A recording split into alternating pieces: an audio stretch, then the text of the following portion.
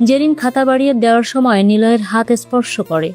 জেরিন যেটা ইচ্ছে করেই করেছে সেটা নিলয় কিছুটা বুঝতে পারে, কিন্তু নিলয় কিছু বলে না। জেরিনকে অঙ্ক বুঝিয়ে দেয়। পড়া শেষ করে নিলয় যখন চলে আসবে তখন জেরিন ডাক দেয়, টিচার, হ্যাঁ। মাঝে মাঝে অঙ্ক বুঝতে অনেক সমস্যা হয়, আপনার হোয়াটসঅ্যাপ নাম্বার পেলে অনেক ভালো হতো। আচ্ছা। নিলয় এসে জেরিনের খাতায় নাম্বার লিখে চলে যায়। জেরিন সাথে সাথে ফোন এনে নাম্বারটা সেভ করে হোয়াটসঅ্যাপে চেক দেয়। নিলয়ের নাম্বারটা হোয়াটসঅ্যাপে শো করতেই মুচকি হাসতে থাকে জেরিন। একটা ভৌতিক ফটো দেওয়া ডিপিতে আইডি নাম লেখা মিস্টার নিলয়। জেরিনের হাত কাঁপে, নক করবে কি করবে না ভেবে। তবে সে অনেক খুশি। নিলয় বের হয়ে আসে। গেট দিয়ে বাহিরে আসতেই দেখতে পাই নিশি দাঁড়ানো, সাথে ওর লোকজনও আছে। ওদেরকে দেখে নিলয় দ্রুত হেঁটে চলে আসতে থাকে। তখনই পিছন থেকে একজন ডাক দিয়ে বলে, জিজু। নিলয় দাঁড়াতে গিয়েও থেমে যায়। তবে নিশি ডাকে, ওই টিচার দাঁড়ান। নিলয় দাঁড়ালো। নিশি আসলো পাশে। নিশি বলে, চলেন এগিয়ে দেই আপনাকে। দরকার নেই। কেন নেই? আমি মেয়ে না যে রাস্তায় কিছু হবে। বেশি কথা বলেন কেন? বেশি কথা বললে পোলাপান নিয়ে আপনার বাসায় হামলা করব, কিন্তু বলে দিলাম। না না, ঠিক আছে, আসুন। নিশি আর নিলয় হাঁটতে থাকে। পেছনে নিশির লোকেরা আসছে। নিলয় কোনো কথা বলছে না। বাজারে আসে ওরা। নিলয় অটোর জন্য দাঁড়ায়, কিন্তু ওদিকে অটো যেতে চায় না। যা দু একটা আসছে নিলয় একা যাবে বলাতে কেটে পড়ছে। নিলয় দাঁড়িয়ে থাকে। নিশি একটা অটো ডাক দেয়। এই অটো, এদিকে। জি আপা, আপনি যাবেন কোথায়? ধোপা পাড়াতে যাবেন? হ্যাঁ যাবো, ওঠেন। দুজন তো আপনারা? হ্যাঁ টিচার উঠুন। আপনি যাবেন? হ্যাঁ, দেখছেন না একা যাবে না বললো। আচ্ছা। নিলয় উঠল। নিশিও উঠল পাশে। জিসান আর বাদল দৌড়ে ড্রাইভারের পাশে এসে বসলো। তারা ওদের সাথে যাবে বলে অটোওয়ালাকে জানালো। নিলয় চুপচাপ বসে আছে। জিসান মেসেজ দেয় নিশিকে। কি হলো আপু, চুপচাপ কেন? ও জানে তুমি ওরে লাইন মারছো। বুঝেছে তো। প্রপোজ করে দাও। না না, এখন না, বেশি বকিস না। কি কথা বলবো বলে দে। নাম্বার নিছো? নাম্বার চাও? নাম্বার চাইবো? ছি, মেয়ে হয়ে লাইন মারছি, আবার নির্লজ্জের মতন নাকি নাম্বার চাইবো? মানুষ প্রেমে পড়লে নির্লজ্জ হয়, এটা নতুন কিছু না। আর তুমি তো মহা নির্লজ্জ। লাথি খাবি একটা, চুপচাপ বসে থাক। হঠাৎ অটো জোরে ব্রেক করলো। নিশি বলে, কি ব্যাপার মামা, রাখলেন কেন? আপা, ধোপা পাড়াতে ঢোকা যাবে না। ওই যে দেখেন সামনে গ্যাঞ্জাম লাগছে। ওই জিশান, দেখ তো কি হয়েছে। জিসান আর বাদল নেমে সামনে যায়। সামনে যেয়ে দেখে একটা মেয়ের লাশ পড়ে আছে রাস্তার মাঝখানে, গায়ে সাদা ওড়না দেওয়া। পাশে মেয়েটার বাবা বসে কাঁদছে। জিসান এগিয়ে গিয়ে লোকটার কাছে জিজ্ঞাসা করে, চাচা কি হয়েছে? বাবা, ওরা আমার মেয়েকে মেরে ফেলেছে। মেম্বারের ছেলেরা মিলে আমার মেয়েটাকে দর্শন করে মেরেছে। আমি এর বিচার চাইতে গিয়েছিলাম, ওরা আমার মেয়েকে এখানে ফেলে রেখে চলে গিয়েছে। আচ্ছা, একটু অপেক্ষা করেন। জিসান আসে নিশির কাছে। নিশি বলে, কি হয়েছে? এই এলাকার মেম্বার আছে মাজিদ, মাজিদের ছেলে একটা লোকের মেয়েকে ধর্ষণ করে রাস্তায় ফেলে দিয়েছে। মেয়েটা মারা গিয়েছে। মানে মাজেদ মেম্বারের ছেলে? এমপির লোক না ওই মাজেদ? শালা, যতগুলো এমপির লোক আছে সবগুলো জানোয়ার। পুলিশ আসেনি? লোকটা কাঁদছে অনেক। আচ্ছা চল। নিশি বের হয়। ওরা তিনজন ভিড় ঠেলে চাচার কাছে যায়। নিশিকে দেখে লোকটা নিশির পা জড়িয়ে ধরে কেঁদে বলতে থাকে, মা, ওরা আমার মেয়েকে মেরে ফেলেছে। ওরা আমার মেয়ের সাথে খারাপ কাজ করেছে। বাদল, পানি নিয়ে আয়। পাছাড়ে আমি দেখছি, চিন্তা করবেন না। কি হয়েছে সবটা আমাকে বলে। নিশির কথা মতো বয়স্ক লোকটা নিজেকে কিছুটা সামলে নেয়। রাস্তার পাশে বসে নিশিকে বলে, আমার মেয়েটা স্কুলে পড়তো, 10-এ পড়েছে। আমি দিনমজুর, কষ্ট করে ওরে পড়াশোনা করাই।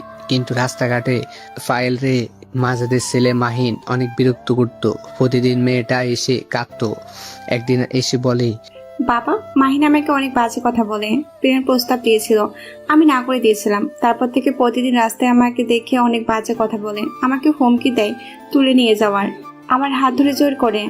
আমি বকা দিয়েছিলাম এসব শুনে। বলেছিলাম যে যা পারে বলুক, যাবি আর আসবি, কারো দিকে তাকাবি না। এমন হইলে ঘরে বসে থাক, পড়াশোনার দরকার নেই, ছেলে দেখে বিয়ে করিয়ে দেই। মেয়েটা আমার তো পড়াশোনা বন্ধ হবে বলে আর কিছু বলতো না আমাকে। পায়েল রোজ স্কুল থেকে এসে কাঁদতো। মা মরা একটা মাত্র মেয়ে আমার বাড়ির আশেপাশে মাহিনকে ঘুরতে দেখেছি অনেকবার। একদিন ডেকে বলেছিলাম, তুমি আমার মেয়ের সাথে এমন করো কেন বাবা? ও ছোট একটা মেয়ে, পড়াশোনা করছে, দয়া করে রাস্তাঘাটে ওকে উত্ত্যক্ত করা বন্ধ করো। আমাকে মাহিন গালি দিয়ে বলে, ওই শালা বুইড়া, তোর মেয়েকে ভালোবাসার প্রস্তাব দিয়েছিলাম, সে আমাকে না করে দিয়েছে, অপমান করেছে সবার সামনে। তোর মেয়েকে তো খাইছি আমি, দেখ তোর মেয়ের সাথে কি কি করি আমি। চাচা থামলো। বাদল পানি এনে দেয়। পানি খেয়ে কান্না ভেজা চোখে নিশির দিকে তাকালো। নিশি চাচার মাথায় হাত বোলাতে থাকে। জিসানের দিকে তাকায় নিশি। ইশারায় বলে পুলিশকে কল করতে। জিসান জানায় অলরেডি সে পুলিশকে কল করে দিয়েছে। চাচা আবার বলে, আমি সেই দিন কিছু বলিনি। একদিন আমি আমার মেয়ের পিছু নেই। চারজন ছেলে আমার মেয়েকে অনেক বিরক্ত করে, পথে আটকায় রেখে ওড়না ধরে টানে, গালে হাত দেয়, চুলে হাত দেয়। আমার মেয়ে মাঝখানে দাঁড়িয়ে কাঁদে। পায়েল চলে যেতে আমি ওদের কাছে যাই। মাহিন ছিল সেই ছেলেদের ভেতরে।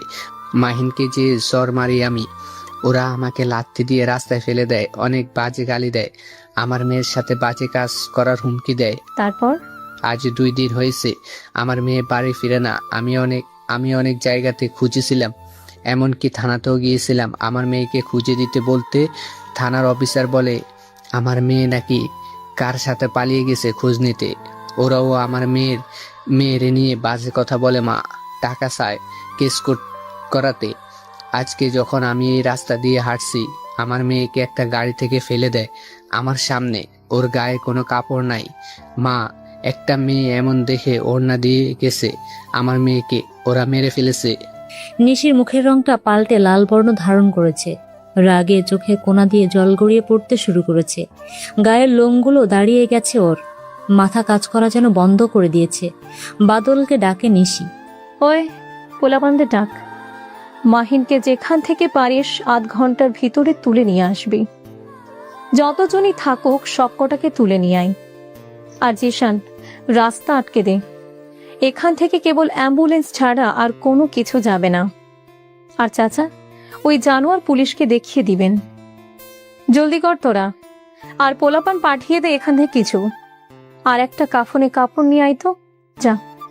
নিশি রেগে পুরো কন্ট্রোলের বাহিরে চলে গিয়েছে। পায়চারি করছে সে।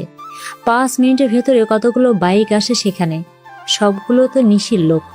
10টা বাইকে 20 জন ছেলে এসে রাস্তা পুরো ব্লক করে দেয়। নিশির হাতে একটা বেসবল স্টিক ধরিয়ে দেয় জিসান। নিশির কাছে আসে পায়েলের বাবা।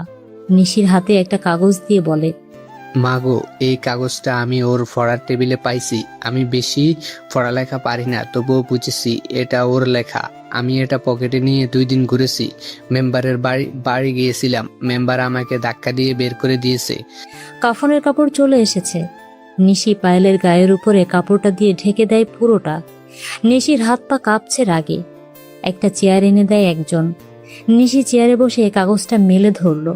2টো কাগজে অনেক কিছু লেখা। পিন দিয়ে কাগজ দুটো একসাথে করা। নিশি সবটা পড়ে।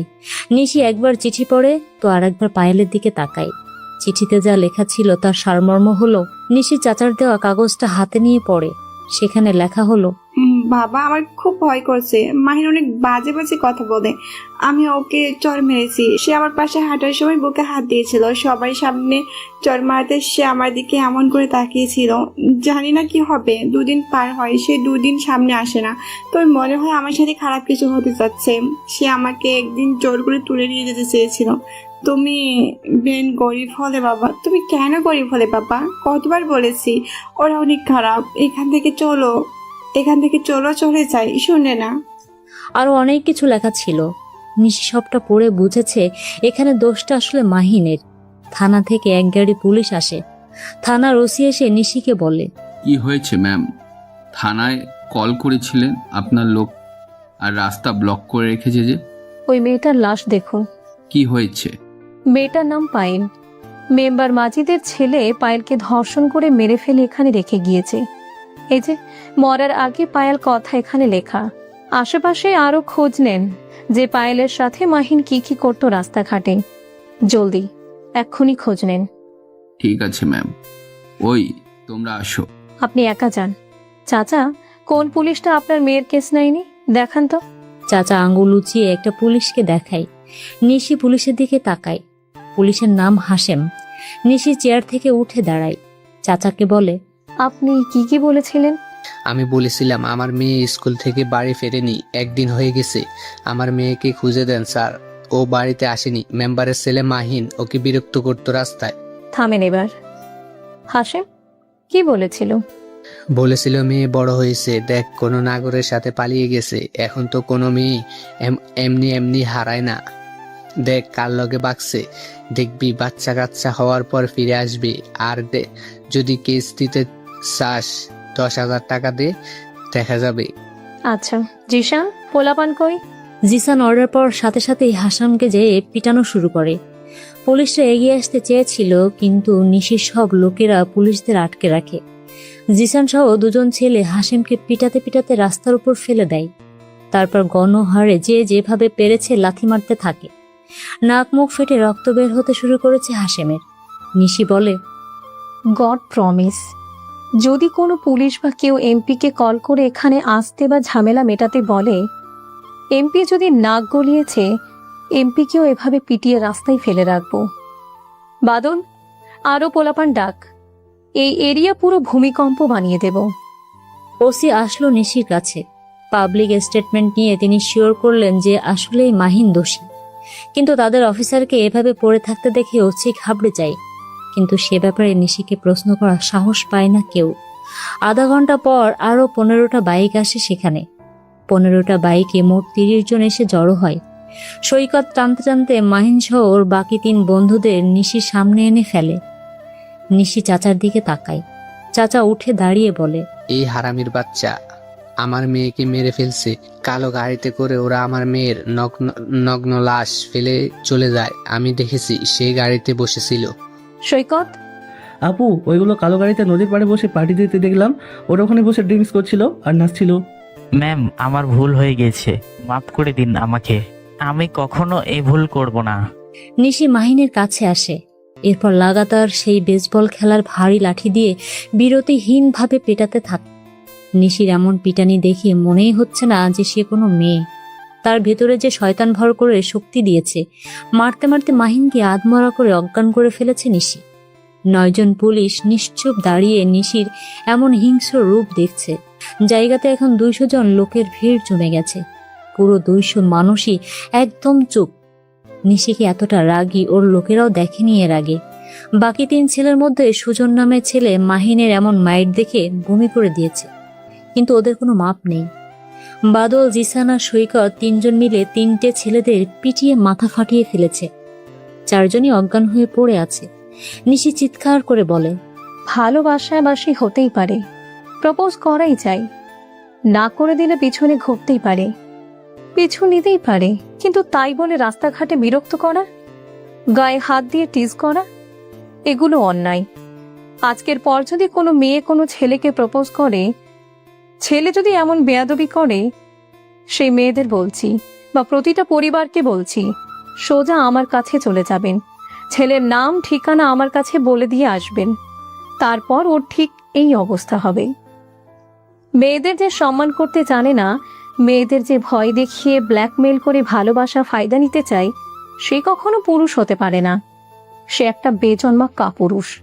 আর যারা এসব দেখে চুপ থাকে, তারা মানুষই না।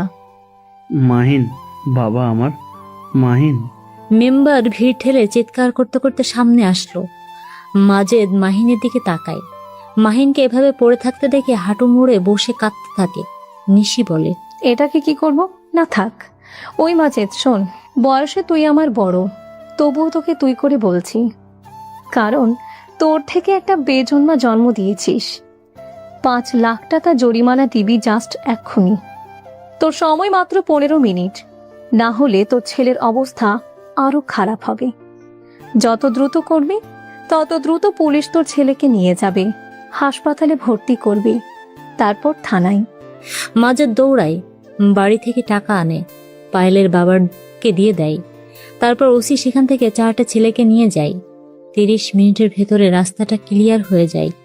কিন্তু এলাকার সব মানুষ এসে নিশিকে জড়িয়ে ধরে। নিশিকে জড়িয়ে সবাই কান্না করে দেয়। নিশি হাত ঘড়ির দিকে তাকায়। রাত 9টা বেজে গিয়েছে। নিশির লোকজনই এখানে প্রায় 100 জন। নিশি আশেপাশে তাকায়, নিলয় নেই। সে তো চাচ্ছিল নিলয়ের সাথে সারাটা রাস্তা কথা বলতে বলতে যাবে, কিন্তু সেসব আর হলো না। নিশির নাম পুরো জেলাতে ছড়িয়ে পড়েছে মাহিনকে পিটানোর ঘটনা নিয়ে। সবকিছু পাবলিশ হয়েছে একটা আইডি থেকে, সেটা হলো অপ্রত্যাশিত বিকেল। সেখান থেকে নিশির সব ভিডিও সুন্দরভাবে এডিট করে পোস্ট করা হয়েছে, আর সেখান থেকে এই সব নিউজে টেলিকাস্ট করা হয়। এভাবে নিশির পরিচিতি আরও বাড়তে থাকে। নিশির কাজের প্রতি আয়াজ সাহেব বেশ খুশি, কারণ নিশির মাধ্যমেই এখন তিনিও বেশ পপুলার হয়ে যাচ্ছে। নিশির জন্য স্বরাষ্ট্রমন্ত্রী আবারও পলাশকে কল দেয়। পলাশ, এই নিশি তো অনেক ঝামেলা করছে, ও বেঁচে কেন আছে? আঙ্কেল, আমি রাজ বলছি, আমাকে একটু সময় দিন। নিমিষে আমি ঠান্ডা মাথায় মারব। ও জানে না ওর সাথে কি কি ঘটতে যাচ্ছে। যেহেতু তুমি বলেছ, তার মানে কাজ হবে। তাহলে আর কোনো চিন্তা নেই আমার। তোমার মতো তুমি এগিয়ে যাও, আমার সব ধরনের সাপোর্ট তুমি পাবে। ঠিক আছে আঙ্কেল। কবির সাহেব ফোন কেটে দেয়। রাজ ফোনটা তার বাবা পলাশের কাছে দিতেই পলাশ বলে, রাজ, কি করতে চাচ্ছিস তুই? ড্যাড, সময় হলো একটা গেমের মতো। গেমের নামটা হলো কাজ। সময় সাপেক্ষে যে যত কাজ করবে সে তত ফল পাবে। গাছের একটা ফল আজ পেকে পড়ল, আবার আগামী দিন হবে এমনটা না, ফল পাড়ার 1 বছর পর আবার সেই দিনেই তুমি গাছের ফল দেখতে পারবে। এটাই হলো সময়। সময়টা আমার কাছে গেমের মতো। আমার ওপর ছেড়ে দাও আমি কি করি। আর তুমি না রাজনীতি করো, রাজনীতিবিদদের একটা বিশেষ গুণ থাকতে হয়। সেটা কি বলো তো? কি গুণ? সেটা হলো ধৈর্য শক্তি। এটা কেন প্রয়োজন বলো তো? কেন? এটা প্রয়োজন গালি খাওয়ার জন্য। গালি খেতে পারলেই তুমি পিওর রাজনীতিবিদ হতে পারবে। রাজের কথা রাগামাথা কিছুই বুঝতে পারে না পলাশ, শুধু নিজের ছেলের দিকে অবাক আর বিস্ময় নিয়ে তাকিয়ে থাকে। রাজ কিছু না বলে বের হয়ে যায়। আজকে সে নতুন প্ল্যানে বের হয়েছে। রাজ তার দামি গাড়ি চেপে চলে আসে কাশেম মামার ফুচকার দোকানে। সে গাড়ি থেকে নামে। নিশির লোকেরা রাজকে দেখে এগিয়ে আসে। রাজের কাছে এসে মারিয়া বলে, রাজব্রজে তা হঠাৎ কি মনে করে? এই তো আসলাম আপনাদের চেয়ারম্যানকে দেখতে। আমাদের চেয়ারম্যানের জন্য কি আসা হয়েছে নাকি অন্য কোনো কারণ আছে? চেয়ারম্যানের তো এখন টিভিতে রিলসে সারা দেখা যায় না। তা ওই আইডিটা কি ওনার বয়ফ্রেন্ডের বুঝি, যেটা থেকে রিলস পোস্ট হয়? না, বয়ফ্রেন্ড না, আমরাও খুঁজছি সে গোপনে ভিডিও করে রিলস ছাড়ে। ও আচ্ছা, তা চেয়ারম্যান কোথায়? আসেনি এখনো, মনে হয় আজকে আসবে না। ওহ, সেদিন যে ভালো কাজটা করলেন আপনারা। একজন অসহায় মানুষের মেয়ের ধর্ষণের বিষয়টা বলছি। এজন্য আসেন আজকে আপনাদের ট্রিট দিব। আসলে আমার এসব অরুচিপূর্ণ রাজনীতি ভালো লাগে না। যারা এমন ক্ষমতার অপব্যবহার করে তাদেরকে মারতে চাই এভাবে, কিন্তু বাবার জন্য পারি না। বাবার বন্ধু মেম্বার মাজেদ, কিভাবে কি বলবো বলেন আপনারা? এজন্য চাইতাম কেউ আসুক, শাস্তি দিক ওদেরকে। বাবাও সাপোর্ট করতো ওদেরকে, এজন্য কিছু বলতে পারতাম না। তবে সেদিন আপনাদের সবার যে কাজটা দেখলাম, তাতে আমার সাহস বাড়ছে। আর আপনাদের সাথে কথা বললে সাহস একটু বাড়বেই। এছাড়া আর কোনো কারণ নেই এখানে আসা। ও এই ব্যাপার, তাহলে কোনো বিষয় না, আসেন একসাথে বসি। সবাই কাশেম মামার ফুচকার দোকানে আসলো।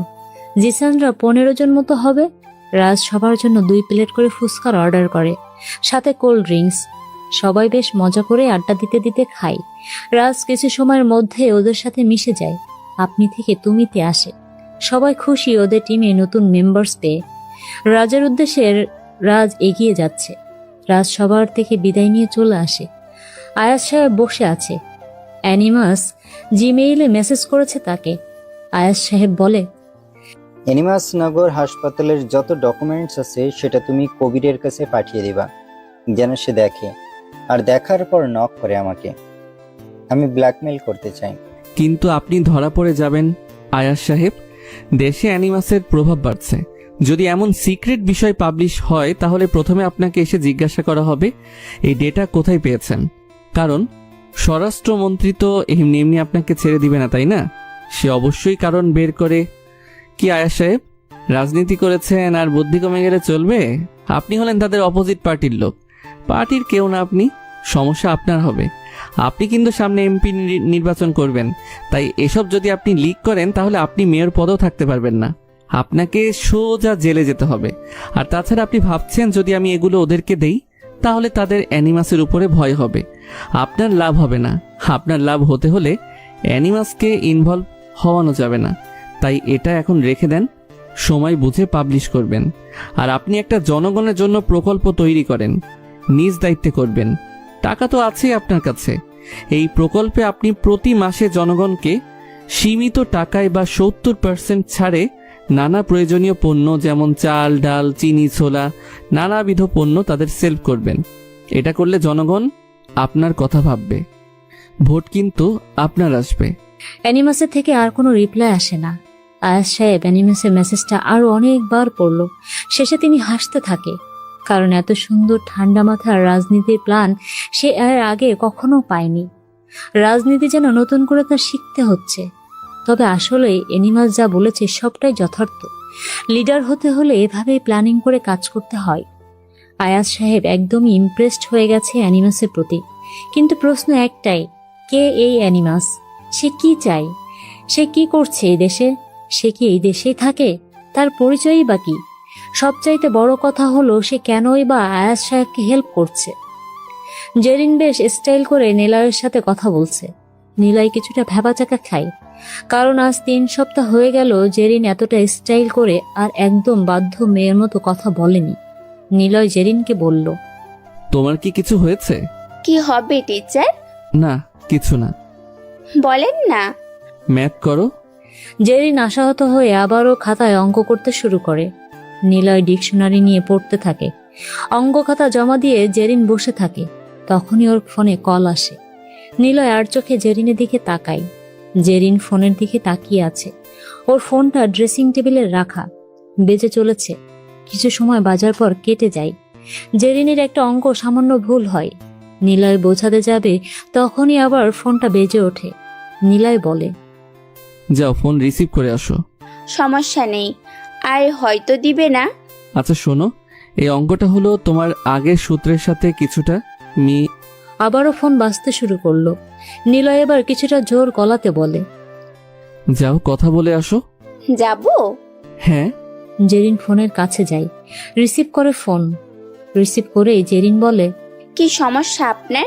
ফোন কেন দিচ্ছেন বারবার? বলেছি না আমি একজনকে ভালোবাসি, আমি তার জন্য অপেক্ষা করব। আপনি যতই প্রপোজ করুন আমার কিচ্ছু আসে যায় না। যদি আরেকবার কল করেছেন না, আপনার খবর আছে বলে দিলাম। আর আমি পড়ছি, পড়ার মধ্যে কল, বিরক্তকর। রাখেন ফোন। জেরিন ঝাড়ি দিয়ে ফোনটা কেটে দেয়। নিলয়ের কাছে আসে, নিলয়কে বলতে শুরু করলো। জেরিন চেয়ারে বসেই নিলয়কে বলল, উহ, আর বলবেন না টিচার, ছেলেটা আমার 2 ইয়ারের সিনিয়র, কিন্তু আমার পেছনে 1 বছর ধরে পড়ে আছে। কোথা থেকে যে নাম্বারটা পেয়েছে কে জানে। ফোন দিয়ে দিয়ে বিরক্ত করছে, কিন্তু আমি একজনকে অনেক ভালোবাসি, কিন্তু সে জানে না। আচ্ছা টিচার, একতরফা ভালোবাসা কি উচিত? নিলয় ভ্রু কুচকে তাকায় জেরিনের দিকে। জেরিন নিলয়ের দিকেই তাকিয়ে আছে। নিলয় বলে, এসব আমি জানি না, পড়াশোনাতে মন দাও, তোমারই ভালো হবে। নিলয় পড়ানো শেষ করে তাড়াতাড়ি বাড়ি থেকে বের হয়। নিশিকে বাহিরে বসে থাকতে দেখে সে। নিশি ডাকে নিলয়কে। নিলয় নিশির কাছে আসে। টিচার, সরি, সেদিন আপনার সাথে যাচ্ছিলাম, কিন্তু রাস্তায় ঝামেলা হলো। সমস্যা নেই, আপনি অনেক ভালো কাজ করেন সমাজের জন্য। আপনি না থাকলে হয়তো অনেক মানুষ তাদের অধিকার থেকে বঞ্চিত হতো। কিন্তু টিচার সাহেব, এসব না আমার মায়ের একদমই পছন্দ না। আমি যখন ছোট ছিলাম তখন আমার আঙ্কেল আমাকে অনেক আদর করত। ওনার কোনো সন্তান হয়নি, আর আমাদের পরিবারে কোনো ছেলে নেই। আমিও ওনার সাথে থাকতাম। বাবাকে যখন বলেছিল আমাকে রাজনীতিতে প্রবেশ করাবে, তখন মা নাক চিটকাই। এটা নাকি অনেক ডেঞ্জারাস একটি কাজ, মেয়ে হয়ে কেন এসবে জড়াবো আমি। কিন্তু বাবা তার ভাইয়ের কথা ফেলতে পারেনি, সেজন্য উনি রাজি হয়। আঙ্কেল আমাকে চেয়ারম্যান বানানোর জন্য কত কিছু করেছে, কত মার খেয়েছে এমপির লোকেদের কাছে, কিন্তু তবুও উনি ওনার সব কিছু দিয়ে চেষ্টা করেছে আমাকে চেয়ারম্যান বানানোর জন্য। আমি হয়েও যাই। পড়াশোনার পাশাপাশি আঙ্কেলের সাথে আমি রাজনীতি করতাম। আমার এটা পছন্দের বিষয় হয়ে যায়। আঙ্কেল জেলেও ছিল আমার জন্য। কত কিছু যে হয়েছে, বাবাকে তুলে নিয়ে গিয়েছিল, বাড়ি ভাঙচুর হয়েছিল, কিন্তু আস্তে আস্তে আমি সব ঠিক করে নিয়েছি। ওদের খারাপ কাজে কখনো হাত দেইনি। খালি গত দিনের ঘটনা। এখানে এমপির লোকেরা অনেক অনেক বাজে কাজ করে, আমি এটা সহ্য করতে পারি না। এবার আঙ্কেলকেই এখানকার এমপি বানিয়ে দেব, তারপর পুরো উপজেলা একদম বাজে কাজ থেকে ঠিক করে ফেলবো। সবকিছু একা সামলাতে হয়, বুঝেছেন? নিলয় চুপচাপ নিশির থেকে কথাগুলো শুনল। নিলয় মুচকি হাসে। নিশিকে বলে, এরকম একটা লিডার এখানে না, বরং সবখানেই দরকার। আপনি চালিয়ে যান, অনেক ভালো কাজ করছেন, আপনার ইচ্ছা পূরণ হবেই। আপনি নিজের মতো এগিয়ে যান, কোনো সমস্যা হলে জানাবেন, হেল্প করার চেষ্টা করব। আপনি হেল্প করবেন? কিভাবে? আপনি রাজনীতির বাহিরের মানুষ, তাছাড়া আপনাকে দেখে খুবই সহজ সরল মনে হয়। এসব আপনার দ্বারা হবে না। আপনি বরং অফিস বয় হয়ে থাকবেন। আচ্ছা ঠিক আছে, যাই তাহলে। টিচার শোনো। নিশি বসা থেকে উঠে দাঁড়ালো, নিলয়ের কাছে আসলো। নিলয়ের সামনে এসে বলল, আমার বোন একটু বেয়ারা, ও পিচ্চি মেয়ে, ওকে সামলাবেন আপনি। ও যা চাই মা তাই করে। জেরিন হলো আমার মায়ের অনেক প্রিয় মেয়ে। জানি সেটা। ওর কোনো সমস্যা হলে আপনাকে জানাবো, আপনিও জানাবেন। জি। এই জন্য আপনার নাম্বারটা জরুরি। দিন তো নাম্বারটা। আচ্ছা, হোয়াটসঅ্যাপ নাম্বার আছে, তবে জেরিন সেটা জানে। আসি। নিলয় দ্রুত বাইরে থেকে বের হয়, পকেটে হাত গুজে হাঁটছে। নিলয় নিশির কথা ভাবছে। মেয়েটা সুন্দর অনেক। মেইন বাজারে এসে নিলয় অটো নিচ্ছিল, এমন সময় একটা ছেলে এসে অটো থেকে নামে নিলয়েরই সামনে। নিলয়কে দেখে ছেলেটা জড়িয়ে ধরে। নিলয় বলে, কিরে অর্ক, তুই এখানে? ভাই চলে এসেছে, আমি এখানে তোমার সাথে থাকবো। আমার সাথে? কি সমস্যা তোর? তোকে না বলেছি আমার থেকে দূরে থাকতে? তোমার সাথে থাকতে হবে। মা বলেছে তোমার সাথে না থাকলে আমি যেন বাড়িতে না আসি। তোর মাটা যে কি করে! আমার মা তাই কি, আমার মা কিন্তু তোমাকে ভালোবাসে, আমাকে খালি বাড়ি থেকে বের করে দেয়। চুপ থাক। আর তোকে আগেও বলেছি, আমি যা করব যা বলবো তা নিয়ে প্রশ্ন করবি না। করে না তো। তা কোথায় ছিলে? এই বাজারে কি করো? পড়াতে গিয়েছিলাম। পড়াতে? কি হাসলে তুমি? তুমি পড়াতে যাবে মানে কি? হা হা হা। হাসবি না, মুখটা বন্ধ রাখ। তুই ফুচকা খাও, তারপর বন্ধ রাখবো। তুই কেন আসলি রে? তোর জন্য ঝামেলায় পড়বো। চুপ করো। কখনো আমার জন্য তুমি ঝামেলাতে পড়নি, বরং সব। চুপ থাক রে ভাই। নিলয় অর্কের হাত ধরে ফুচকার দোকানে নিয়ে আসে। নিলয়কে দেখে কাশেম মামা এগিয়ে আসে। নিলয় অর্ককে নিয়ে একটা টেবিলে বসলো। নিলয় বলে, বেশি বকবক করবি না। কাকিমা কেমন আছে বল? ভালো আছে, তবে তোমার জন্য মনে হয় ভালো থাকবে না। খালি নীল নীল করে। মা যে তোমাকে নীল বলে ডাকে, সেটা আর কেউ ডাকে? কেমন আছো বাবা? নিশিমার লগে তোমার দেখা হয়েছে? হ্যাঁ চাচা, হয়েছে। আমি তো ওনার বাড়িতে পড়াতে যাই। তাই নাকি? তাহলে তো ভালো হয়েছে। কি নিবা কও? ওর জন্য ফুচকা দেন, আমাকে চা দেন। নিশিটা কে ভাইয়া? নিশিকে চিনো না? নিশি হইল আমাকে চেয়ারম্যানের এলাকার। তোমার ভাই নিশিমাকে বাঁচাইছিল অ্যাক্সিডেন্ট থেকে, তারপর নিশিমা তোমার ভাইকে খুঁজছিল। নিশি দেখতে কি খুব সুন্দর? হ্যাঁ, তা সুন্দর তো আছেই। আমাকে। ওই চুপ। চাচা জানতো, ওর প্রশ্নের জবাব দিবেন না। জলদি আনেন। নিলয়ের কথা শুনে কাশেম চাচা হাসতে হাসতে চলে যায়। নিলয় অর্কের মাথায় গাঁটটা দেয়। নিলয় বলে, বেশি না বকে তোকে যেটা বলেছিলাম সেটা কত দূর? সব রেডি আছে, যখনই চাইবা পাবা। ঠিক আছে, ঠিক মতো কাজ কর। কাজের বেলাতে আমি সিরিয়াস ব্রো, চিন্তা নেই। নিলয় কিছু বলল না। অর্কের ফুচকা চলে আসে। তারপর ওরা চা ফুচকা খেয়ে বিল দিয়ে সেখান থেকে চলে আসলো। রাজ চোখ বন্ধ করে আছে। তিন্নিকে ডাকে সে। তিন্নি আসলো। কি বলবো ভাইয়া? তোর পিছনে দেখলাম একটা ছেলে ঘুরে বেড়ায়, তুইও তো পাত্তা দিস, ঘটনা কি? ও, ছেলেটার নাম জিসান, ভালো একটা ছেলে, আমার মতোই। ও, রাজনীতিতে কিভাবে চিনিস? ওই যে মোড়ের মাথায় ফুচকা দোকান আছে না, রাজীবের যে রেস্টুরেন্ট ছিল সেটা বন্ধ করার পর ফুচকার দোকান হয়েছে, ওখান থেকে পরিচয়। রাজীব? হ্যাঁ রাজীব, রাজীবকে তো দরকার। যাই হোক, জিসান হলো নিশি চেয়ারম্যানের লোক, ভালো ছেলে ঠিক আছে, কিন্তু ড্যাড জানলে সমস্যা আছে বলে দিলাম। জানবে না? আচ্ছা যা, আর ধন্যবাদ। কেন? রাজীবের কথাটা মনে করিয়ে দিলি, যা এখন। রাজ বাড়ি থেকে বের হয়। রাজীবকে সে থানা থেকে ছাড়াবে, কারণ একটা তো আছেই, নিশির প্রতি রাজীবের একটা রাগ আছে, সেটাই তো দরকার এখন। আজ সকাল থেকে বাংলাদেশের ভেতরে সকল সিম এক প্রকার কল ব্লক করে দেওয়া হয়েছে। মানে এদেশে যতগুলো সিম ওপেন আছে সেই সিমে কল বা কোনো মেসেজ আসবে না, ডাটা কানেকশনও বন্ধ। অ্যানিমাস সবকিছু বন্ধ করে দিয়েছে। বাংলাদেশের তথ্য সেবা মন্ত্রী পুলক হাসান সারাদিন তার টিম নিয়ে ডেটা ওপেনের দিক অনেক চেষ্টা করেছে, কিন্তু কোনোভাবেই সেটা কার্যকর হয়নি। সাধারণ জনগণ বিপাকে পড়েছে। রাত 12টা বাজে। আজ পুরো দিন সিমে না এসেছে কোনো মেসেজ, না এসেছে কোনো কল, না কাউকে কল করা গিয়েছে, আর না কোনো কিছু কোড ডায়াল করে চেক করা গিয়েছে, সবই অফ। কিন্তু রাত 12টা বাজার সাথে সাথেই সবার ফোনে একটা মেসেজ আসে। বাংলাদেশের আনাচে কানাচে যত জায়গাতে যেখানে পারে ফোনে সিম চালায়, তাদের সবার ফোনে একটাই বার্তা পাঠানো হয়েছে।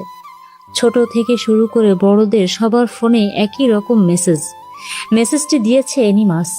হ্যালো এভরিওয়ান, আমি অ্যানিমাস দ্য লিডার অফ হ্যাকার। সাল 2016। এই সালে প্রথম তথ্যমন্ত্রী হয় মিস্টার পুলক হাসান। তার একটা গুণ আছে, আর সেই গুণের দ্বারা সে কি করেছে জানেন? সে তার সৎ বোনকে ধর্ষণ করে। শুনতে খারাপ লাগলেও সেটাই সত্য। টিভি অন করেন, দেখবেন আপনারা। তবে সেই কাজের জন্য দেশের অনেক পুলিশ আইনজীবীদের টাকা দিয়ে মুখ বন্ধ করে রেখেছিল, কিন্তু এবার সেটা হবে না। আমি সেই টাকা ওর কাছে থাকতে দেব না। আমি সেই টাকাগুলো হ্যাক করব। কিভাবে আসেন দেখাই। দেশে 10 কোটি মানুষই তাৎক্ষণিক টিভির সামনে বসে যায়। আস্তে আস্তে দেশের সবাই টিভি দেখতে শুরু করে।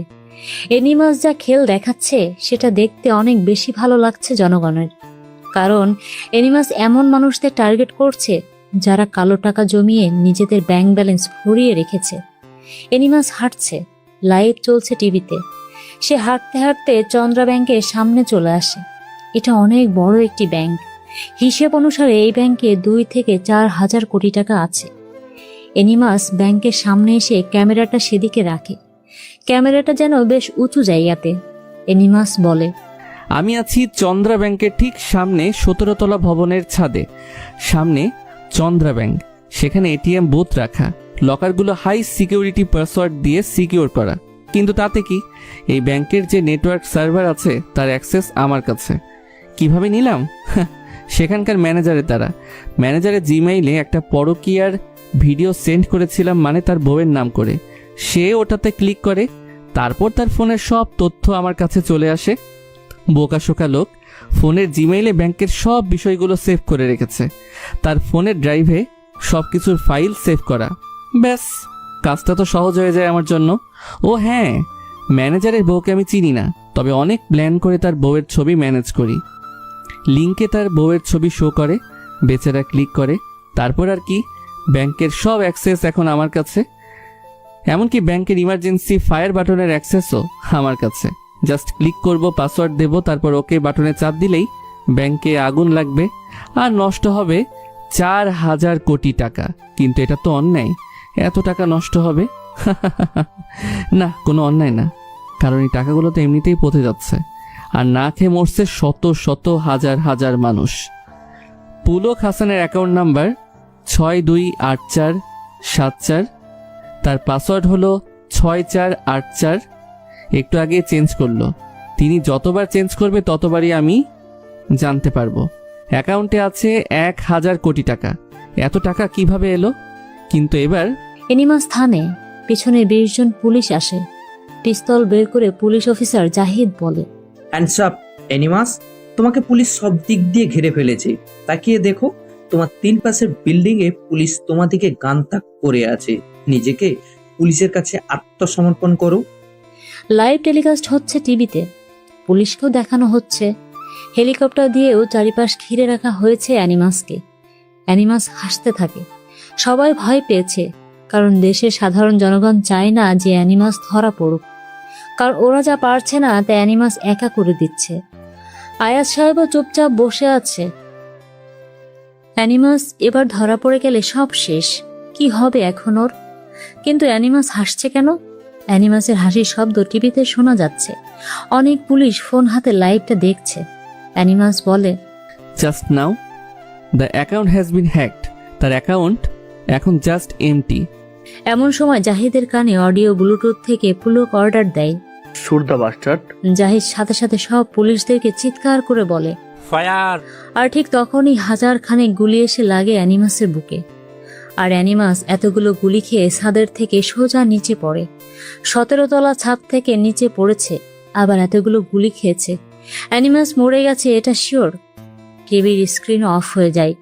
আয়াজ সাহেব বসা থেকে উঠে দাঁড়িয়েছে। সবগুলো পুলিশ ছাদ থেকে নিচে নামে। অ্যানিমাসের লাশের ওখানে আসে। অ্যানিমাস পড়ে আছে রাস্তার উপরে, মুখটা মাটির দিকে। 20 মিনিট পর জাহিদ আসে লাশের কাছে। ঠিক সেই সময় ফোন বেজে ওঠে সেখানে থাকা সবার। ফোনে লাগাতার নোটিফিকেশন আসতে শুরু করে। নোটিফিকেশনের উপরে ক্লিক করে জাহিদ। সবাই একই কাজ করে। টিভিতে লাইভ দেখানো হচ্ছে আবার। একটা হাসির শব্দ শোনা যাচ্ছে, তবে স্ক্রিনে কাউকে দেখা যাচ্ছে না। স্ক্রিনটা জাস্ট ডার্ক হয়ে আছে। টিভিতে একই রকম হয়ে আছে, শুধু কেবল বিদঘুটে হাসির শব্দ শোনা যাচ্ছে। ঠিক তখনই স্ক্রিন ঝিরঝির করতে শুরু করে। তারপর 1, 2, 3 কাউন্টডাউন করতে করতে 5 সেকেন্ড পর কারো হাঁটার দৃশ্য দেখা যায়। একটা চেয়ার দেখতে পায় সবাই। সেই কেউ একজন সেই চেয়ারটাতে এসে বসলো। ক্যামেরার ফোকাস একটু একটু করে তার উপরের দিকে যেতে থাকে। মুখের কাছে আসতেই একটা হ্যাকার মাস্ক পরা কাউকে বসে থাকতে দেখা যায় সেখানে। বুক থেকে জ্যাকেটের চেন খুলে ফেলা হয়। কালো গেঞ্জি পরা, আর উপরে লেখা অ্যানিমাস। সবাই চমকে ওঠে। অ্যানিমাস যদি এখানেই থাকে তাহলে পুলিশ কাকে গুলি করে মারলো? অট্ট হাসি ভেসে ওঠে সবার কানে। অ্যানিমাস হাসতে হাসতে বলে, হ্যালো পুলক সাহেব, তোর আর তোর প্ল্যান কাজে লাগলো না। তোর 1000 কোটি টাকা এখন আমার কাছে। কোন অ্যাকাউন্টে ট্রান্সফার হয়েছে সেটাও খুঁজে বের করতে পারবি না। গুড বাই গাইস, আবার দেখা হবে কোনো একদিন। অ্যানিমাস স্ক্রিনে থেকে চলে যায়। লাইভ বন্ধ হয়ে গেল। জাহিদ অ্যানিমাসের লাশকে সরাতেই দেখতে পায় এটা একটা পুতুল। তাহলে এটা ছিল অ্যানিমাসের মাস্টার প্ল্যান। আয়াজ সাহেব যেন হাঁপ ছেড়ে বাঁচে। অ্যানিমাস বেঁচে আছে, তাহলে সবকিছু ঠিক আছে। এবার নতুন কিছু হবে। তারপর রাজ আগের সেই রেস্টুরেন্ট মালিককে থানা থেকে ছাড়িয়ে আনে। রাজ গাড়িতে বসে আছে। রাজীব এসে রাজের গাড়িতে এসে বসলো। রাজীব বয়সে রাজের থেকে কিছুটা বড়। রাজীব রাজকে জানে না। কারাগার থেকে বের হওয়ার সময় গেট থেকে জানানো হয়েছে বাহিরে গিয়ে দেখবে একটা কালো রঙের গাড়ি দাঁড়ানো, সোজা সেই গাড়ির ভেতর চলে যাবে। রাজীব ঠিক তাই করে। বাহিরে এসে দেখে একটা কালো গাড়ি দাঁড়িয়ে আছে রাস্তার এক পাশে। রাজীব সোজা গিয়ে সেই গাড়ির দরজা খোলে। রাজকে বসে থাকতে দেখে সে। রাজ ইশারায় গাড়িতে উঠতে বলল। রাজীব গাড়িতে উঠে বসে। নিশিকে চেনো তুমি? নিশি মানে ওই চেয়ারম্যান নিশি? হ্যাঁ, ওই নিশি। হ্যাঁ, কেন চিনব না? ওটাকে সুযোগ পেলে বোঝাবো আমি কি করতে পারি। বেটির অনেক দেমাগ, এক ঝাটকাতেই ওর দেমাগ আমি কমিয়ে দেব। গুড, এই জন্যই তো তোমাকে ছাড়ানো। আমি তোমাকে যা যা বলবো তাই করবে। গাড়ি থেকে নামার পর তুমি আমাকে চেনো না, আমিও তোমাকে চিনি না। মানে আপনি আমাকে ছাড়িয়েছেন নিজের জন্য? নিশিকে রাস্তা থেকে সরাতে হবে, সেটা তুমিও চাও আমিও চাই, তাই তোমাকে ছাড়ানো হয়েছে। আমি কে আর তোমাকে পুলিশ ধরবে না এমনটা ভাবা বন্ধ করো। আমার কাজ না হলে তোমাকে পুলিশ আবার ধরবে। তাই নিশিকে পথ থেকে সরাও, তাকে বেইজ্জত করো, তার উপর নজর রাখো। সে কি কি করে সেগুলো আমাকে জানাবে। ওকে, এগুলো করলে আমি জেলে যাব না তো? আর তাছাড়া আমার কাছে টাকা নেই, কিভাবে থাকবো? তোমাকে প্রতি মাসে বেতন দেওয়া হবে এই কাজের জন্য। আমি চাইলে অন্য লোক রাখতে পারতাম, কিন্তু তোমাকে রাখছি কেন জানো? কেন? তোমাকে বলা যাবে না, নিজেই বুঝতে পারবে। নামো এখন, সামনে নিশিদের আড্ডার জায়গা। রাজীবকে নামিয়ে দেয় রাজ। তারপর গাড়ি নিয়ে সেখান থেকে চলে আসে। নিলয় বারান্দায় এসে ফুল গাছে পানি দিচ্ছে। হঠাৎ রাস্তার পাশের চায়ের দোকানে কয়েকজনকে বসে থাকতে দেখে নিলয়। লোকগুলো চেনা। নিশি, জিসান, মারিয়া আর বাদল বসে আছে। নিলয় ওদেরকে ওখানে দেখে অবাক হয়। ওরা এখানে কি করছে? নিশি তাকায় উপরের দিকে। নিলয়কে দেখে বারান্দায় দাঁড়িয়ে গাছে পানি দিচ্ছে। দুজনের চোখে চোখ পড়তে নিশি হাত ইশারায় হ্যালো বলে। নিলয় তাড়াতাড়ি বারান্দা থেকে ভিতরে আসলো। অর্ক ঘুমোচ্ছে। অর্ক ওঠার আগে নিশিকে বিদায় করতে হবে এখান থেকে, না হলে সমস্যা আছে। তাড়াতাড়ি নিলয় নিচে চলে আসে। সোজা চায়ের দোকানে এসে নিশির সামনে দাঁড়ায়। জিসান বলে, ওরে বাপরে, ওই তোরা দেখলি আগের দিনে কি হতো? নায়ক নায়িকার বাড়ির সামনে ঘুরঘুর করতো, নায়ক নায়িকার পিছু নিত, নায়ক নায়িকার নাম্বার কল করে বিরক্ত করত। কিন্তু এখন দেখ সবকিছু উল্টো। আমাদের নায়িকা তো তার নায়কের জন্য সোজা আমাদের টেনে নিয়ে চলে এসেছে। আর নায়কেরও কি টান রে, দেখ সোজা 4 তলা থেকে নিচে চলে এসেছে। উফ, কি প্রেম, কি ভালোবাসা! ওয়াও, এদের ভালোবাসা দেখে আমি শিহরিত। আই অ্যাম মিসিং তন্নি। জিশান চুপ। আপনি এখানে? এদিকে আসছিলাম একটা কাজে, আপনাকে দেখলাম গাছে পানি দিতে, তাই দাঁড়িয়েছি। আচ্ছা, সামনের দিকে চলেন, হেঁটে কথা বলি। নিলয়ের কথা শুনে নিশি অবাক।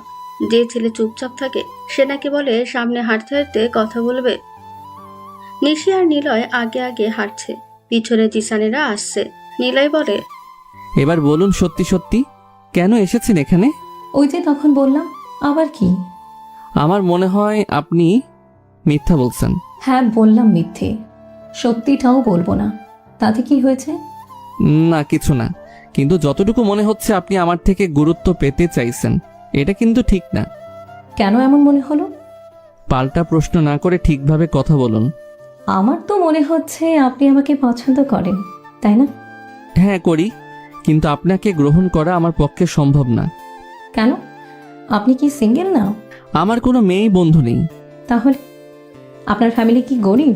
না এমনটাও না, কিন্তু আপনি যেটা বুঝতে পারছেন না সেটাই সমস্যা হতে যাচ্ছে। আপনি আরো ভাবুন, আর বাড়ির সামনে আসবেন না, মানুষজন কি বলবে? কেউ কিছুই বলবে না। আর শুনুন, কালকে কিন্তু 25শে ডিসেম্বর, মনে থাকে যেন, আপনাকে দাওয়াত দেওয়া হয়েছে, চলে আসবেন। নিশি আর দাঁড়ায় না সেখানে, জিসানদের ডেকে সেখান থেকে চলে যায়। নিলয় নিশি চলে যাওয়ার দিকে তাকিয়ে আছে। আজকে পড়াতে যেতে হবে ওর। নিলয় সেখান থেকে চলে আসে। গণমাধ্যমের সামনে রাষ্ট্রপতি, তথ্য প্রতিমন্ত্রী বসে আছে। টিভিতে তাদের ইন্টারভিউ নেওয়া হয়, সেটাই দেখানো হচ্ছে। সাদিক নামের সাংবাদিক প্রশ্ন করলো, আচ্ছা স্যার, এই যে এতগুলো টাকা হ্যাক করে আপনাদের থেকে এনিমাস নিয়ে গেল, আপনারা চুপ কেন? মিডিয়ার সামনে কেন এসে এসব নিয়ে কথা বলছেন না? তবে কি আপনারা জানতেন এটা হবে? সাদিকের প্রশ্ন শুনে দুজনেই চুপ হয়ে গেছে। বড় বড় অফিসারেরা এখানে আছে, কি বলবে বুঝতে পারছে না। তাদের অ্যাকাউন্ট অনেকগুলো, আর সেই অ্যাকাউন্টে কোটি কোটি টাকা পড়ছে। কিন্তু এত টাকা ওদের অ্যাকাউন্টে কি করছে? কিভাবে এলো এত টাকা? আর কেনই বা তারা চুপ? নাজিম প্রশ্ন করলো, আপনারা উত্তর দিন। তবে কি আমরা ধরিয়ে নেব যে আপনাদের মতো মন্ত্রীরা আমাদের মতো জনগণের টাকা হাতিয়ে ঘুষ বা 2 নম্বরি করে টাকা নিজেদের অ্যাকাউন্টে ঢুকিয়ে বড়লোক হয়েছেন? যদি না হয় তাহলে এর হিসেবে আমাদেরকে দেন। কেন হাজার হাজার কোটি টাকা আপনাদের অ্যাকাউন্টে আছে? কোথা থেকে এলো এত টাকা? সাংবাদিকদের একের পর এক প্রশ্নে দুজন দেশের বড় মন্ত্রীরা একদম চুপ হয়ে গেছে। আগে সাংবাদিকেরা এতটা প্রশ্ন করার সাহস পেত না, কিন্তু এখন ওদের পেছনে এনিমাস আছে, আর এনিমাসের দ্বারাই সবাই এখন সঠিক তথ্য প্রচার করতে শুরু করেছে। এখন খারাপ লোকেরা কোথায় যাবে? রাষ্ট্রপতি ফারাদ বলে, দেখুন, বিষয়টা এমন না, আমাদের অ্যাকাউন্টে যা টাকা আসছে সেগুলো সরকারি কাজের জনগণের সেবার খাতেই লাগবে। কিন্তু এইগুলো সরকারি অ্যাকাউন্টে থাকা প্রয়োজন না। আর যতটুকু খোঁজ জানা গিয়েছে, আপনাদের অ্যাকাউন্টে সে সমস্ত ব্যাংকে করা যে সমস্ত ব্যাংক কালো টাকা রাখার কাজে ব্যবহৃত হয়, এনিমাস আপনাদের সব অ্যাকাউন্টের খবর কিভাবে রাখে আর কত অ্যাকাউন্টের মালিক আপনারা, সবকিছুর হিসেব এক্ষুনি দেন। পুরো দেশ এখন তোলপাড়। এনিমাস সবার মুখোশ খুলে দিতে শুরু করেছে। দেশের সব মন্ত্রীরা এখন ভয়ে আছে। খালি মন্ত্রীরা না, দেশের যারা বড় বড় পর্যায়ে আছে তারাও ভয়ে আছে। এখন ওদের কি হবে? মন্ত্রীদের গার্ড এসে সাংবাদিকদের সরিয়ে দেয়, কারণ এই টাকার হিসেব তাদের কাছেও নেই। এই টাকা বাইরের দেশেও পাঠাতে পারছে না। এনিমাস সব কিছুর অ্যাক্সেস রেখে দিয়েছে। 100 কোটি টাকার অ্যাকাউন্ট যাদের আছে তারা কোনো প্রকার ইললিগাল ওয়েতে টাকা উঠাতে পারছে না। নিলয় পড়াতে আসলো। জেরিনের সামনে বসে আছে। জেরিন তাকে অনেকগুলো মেসেজ করেছে, নিলয় একটারও রিপ্লাই করেনি। জেরিনের সামনে বসতেই জেরিন প্রশ্ন করলো, টিচার, আপনি কেন মেসেজ সেন্ড করেননি? কতগুলো মেসেজ করেছি জানেন? ফোনের কাছে তেমন থাকি না, ফোন আমার লাগে না তাই। তাই বলে আমার মেসেজগুলো দেখবেন না? কত মেসেজ করেছি জানেন? ধুর, আপনি কেমন যেন কেমন? উপপাদ্যের মতো বিরক্তকর। আচ্ছা, এখন সেই উপপাদ্যই করো। জেরিন রেগে গেছে। জেরিন নিলয়কে পছন্দ করে, কিন্তু স্টুডেন্ট হয়ে কি আর জেরিন এসব বলতে পারে? কিছু সময় অঙ্ক করার পর জেরিন প্রশ্ন করলো, টিচার, আমাকে কেমন লাগে? সুন্দর। না মানে আমাকে আপনার কেমন লাগে? আপনার কাছে আমি কেমন? ভালো। আরে, বোঝাতে চাচ্ছি আমাকে পছন্দ করার মতো কি কিছু দেখেন না? মানে আমাকে আপনার পছন্দ হয়? হ্যাঁ হয়, ভালো মতো অঙ্ক করে দাও, পছন্দ তো হবেই। আমার দিকে তাকান তো, আমার মুখের দিকে তাকিয়ে বলুন আমি দেখতে কেমন? সুন্দর। খালি সুন্দর? অনেক সুন্দর। তাহলে আমাকে পছন্দ করেন? চুপ, অঙ্ক করো, বাজে বকো না। জেরিন চুপচাপ বসে আছে, অঙ্কও করছে না। নিলয় উঠে দাঁড়িয়ে বলে, আজকে থাক, অন্যদিন এসে এখান থেকে পড়াবো। নিলয় বের হতে যাবে অমনি জেরিন বলে, কালকে আসবেন, আপনার দাওয়াত রইল। নিলয় না তাকিয়ে চলে আসে। ড্রয়িং রুমে এসে তাকে জেহান সাহেব বসে আছে। নিলয়কে দেখেই ডাকলেন। নিলয়কে বলে, কি ব্যাপার, তোমাকে আজ মুড অফ মনে হচ্ছে? না স্যার, ঠিক আছি তো। আচ্ছা, কালকে সন্ধ্যায় তুমি আসবে, আমাদের তো অনেক বড় উৎসব হবে বাড়িতে। জানো তো, এই এলাকায় সবচেয়ে বড় পরিবার, বড় বাড়ি হলো আমাদের। এখানে আমাদের সব কিছুর অনুষ্ঠান হয়। আর পুরো উপজেলাতে যতগুলো ইউনিয়ন আছে তার মধ্যে অর্ধেক বেশি ইউনিয়নেই তো আমাদের জন্য। আমাদের ওই ধোপাপাড়া থেকেও লোক আসবে, তুমিও এসো। আচ্ছা স্যার, আসবো, এখন যাই। আর শোনো, জেরিন নাকি ক্লাসে এখন ভালো পড়াশোনা করছে, তুমি যেন পড়াশোনা বাদ দিও না। ঠিক আছে স্যার। নিলয় বের হয়ে আসে। আজকে নিশিকে দেখতে পায় না। নিলয় দ্রুত চলে যায় সেখান থেকে। বাড়ির সামনে কোনো একজনকে দেখতে পায় ঘুরঘুর করতে। লোকটা হলো রাজীব, কিন্তু নিলয় রাজীবকে চেনে না। নিলয় বাড়ি থেকে বের হয়ে হাঁটা ধরলো। রাজীব আসে পাশে, নিলয়কে বলে, এই যে ভাইয়া, শুনবেন? হ্যাঁ বলুন। এইটা না চেয়ারম্যানের বাসা? আপনি কি চেয়ারম্যানের পরিচিত? না, জেহান স্যারের পরিচিত। ও, কি করলেন আপনি? চেয়ারম্যানের বোনকে পড়াই। রাজীব আর কোনো কথাই বলল না, সে অন্য রাস্তা দিয়ে চলে যায়। নিলয় রাজীবের চলে যাওয়ার দিকে তাকিয়ে থাকে। নিলয় আর অর্ক বসে আছে। অর্ক কম্পিউটারের সামনে বসে আছে, আর নিলয় ওয়াশরুম থেকে এসে বিছানায় বসলো। অর্ককে কম্পিউটারে বসে থাকতে দেখে নিলয় বলে, ওই, তোকে না বলেছি আমার কম্পিউটার ধরবি না, রেডি হয়ে নে, এক জায়গাতে যেতে হবে। কোথায়? আমি যাকে পড়াই তাদের বাসায়, ইনভাইট আছে, পাঞ্জাবি পর। আচ্ছা ঠিক আছে। আচ্ছা শোনো, 5 জনের ডিটেলস ফাইল রেডি, কি করব? ওটা আলমারির ভিতরে রেখে দে, কেউ যেন খুঁজে না পায়। ঠিক আছে। কিছু সময় পর ওরা দুজন রেডি হয়ে নেয়। নিলয় ম্যাজেন্টা কালারের একটা পাঞ্জাবি পরে, আর অর্ক পরে কালো রঙের পাঞ্জাবি। দুজনে অটোতে করে জেহানদের বাড়ির সামনে আসলো। বাড়ির পাশে যে বড় মাঠ ছিল, সেই মাঠের এক প্রান্তে একটি গির্জা, আর সেই মাঠেই হচ্ছে খ্রিস্টানদের সবচেয়ে বড় উৎসব বড়দিন। নিলয় আর অর্ক মাঠের মধ্যে হাঁটছে। হঠাৎ জিসান আসলো নিলয়ের সামনে। নিলয় ব্রো, আমাদের সাথে চলুন। কোথায়? ভয় নেই, আপনার সাথে ছেলেটা আমাদের সাথে থাকবে, ঘুরবে, চলুন। জিসানের সাথে নিলয় যেতে থাকে। গির্জার পিছনে একটি সুন্দর জায়গা, এখানে ভিআইপিদের জন্য বসার জায়গা। নিলয়কে সেখানে দিয়ে জিসান চলে আসে। নিলয় চারপাশে দেখতে থাকে। ফুল, রঙিন কাগজ, বেলুন দিয়ে পুরো মাঠ সাজানো হয়েছে। সামনে অনুষ্ঠানও হচ্ছে। নিলয় চারপাশ দেখতে দেখতে একটা জায়গাতে সে থামে। তখনই কে যেন ওর হাত ধরে একটা রুমে নিয়ে যায়। রুমের ভিতরে অনেকগুলো ফুল রাখা। নিশিকে দেখতে পায় নিলয়ের সামনে দাঁড়িয়ে আছে। নিশি আজকে শাড়ি পরেছে, লাল একটি শাড়ি পরা, চুলগুলো খোলা। খোলা চুলে দ্বিতীয়বার দেখলো নিলয় নিশিকে। নিশিকে যথেষ্ট সুন্দরী লাগছে।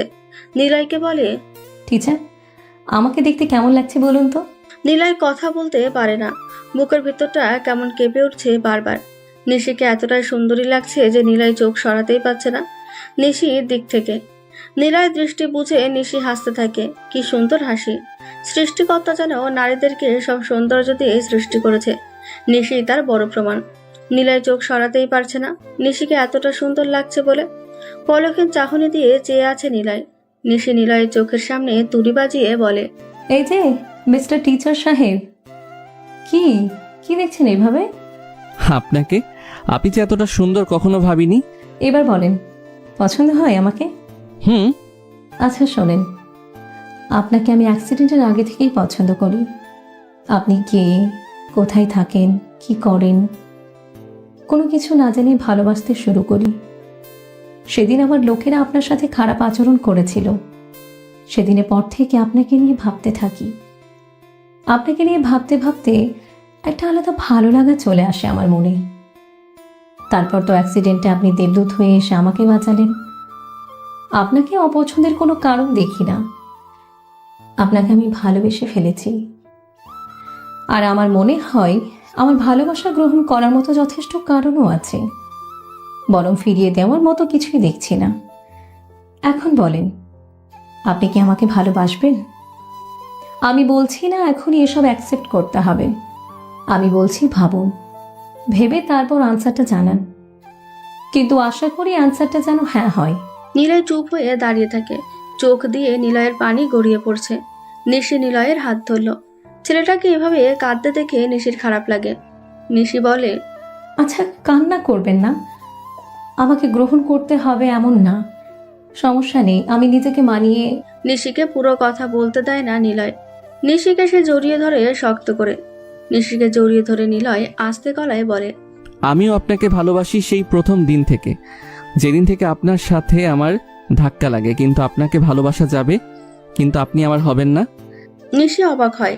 তারপর নিলয় নিশিকে জড়িয়ে ধরে। নিশি অবাক হয়, এই প্রথম কোনো ছেলে তাকে জড়িয়ে ধরেছে। ভিতর থেকে বারবার কেঁপে কেঁপে উঠছে নিশি। নিশি যেন হকচকিয়ে গিয়েছে। নিলয় নিশিকে ছেড়ে দেয়। নিশির মুখে দুই হাত রেখে নিশির চোখের দিকে তাকিয়ে বলল, নিশি, আমিও তোমাকে ভালোবাসি, কিন্তু আমি তোমার জন্য নিষিদ্ধ, তুমিও আমার জন্য নিষিদ্ধ। মানে কেন? এটা কেন বলছো তুমি? বলছি, তার কারণ আছে। আমি কি দেখতে খারাপ? না। আমি কি এমনিতে অনেক খারাপ? না তো। তোমার কি রাজনীতি পছন্দ না? আমি কি রাজনীতি ছেড়ে দেব? না, এসব কিছুই না। তাহলে কি? ও, বুঝতে পারছি। আমার ছোট বোনকে পড়াও, আমার বাবা মা তোমাকে বকা দিবে, এসব? না, এটাও না। তাহলে কেন আমি তোমার জন্য নিষিদ্ধ? কেন আমরা একে অপরের আবদ্ধ হতে পারবো না? কিসের বাধা এত? হ্যাঁ। নিশির কথা শুনে নিলয় কিছু বলল না। নিশির হাত ধরল নিলয়। নিচের দিকে তাকিয়ে থেকে নিশির হাত ছেড়ে দেয় সে। কিছুটা দূরে সরে এসে নিলয় নিশির দিকে তাকিয়ে বলে, কারণ আমি মুসলিম। তোমাকে ভালোবাসার আগে জানতাম না তুমি খ্রিস্টান। আমার তোমার ধর্ম আলাদা। নিলয়ের কথা শুনে নিশি অবাক। এত বড় একটা কথা নিশি শুনবে কখনো কল্পনাও করেনি।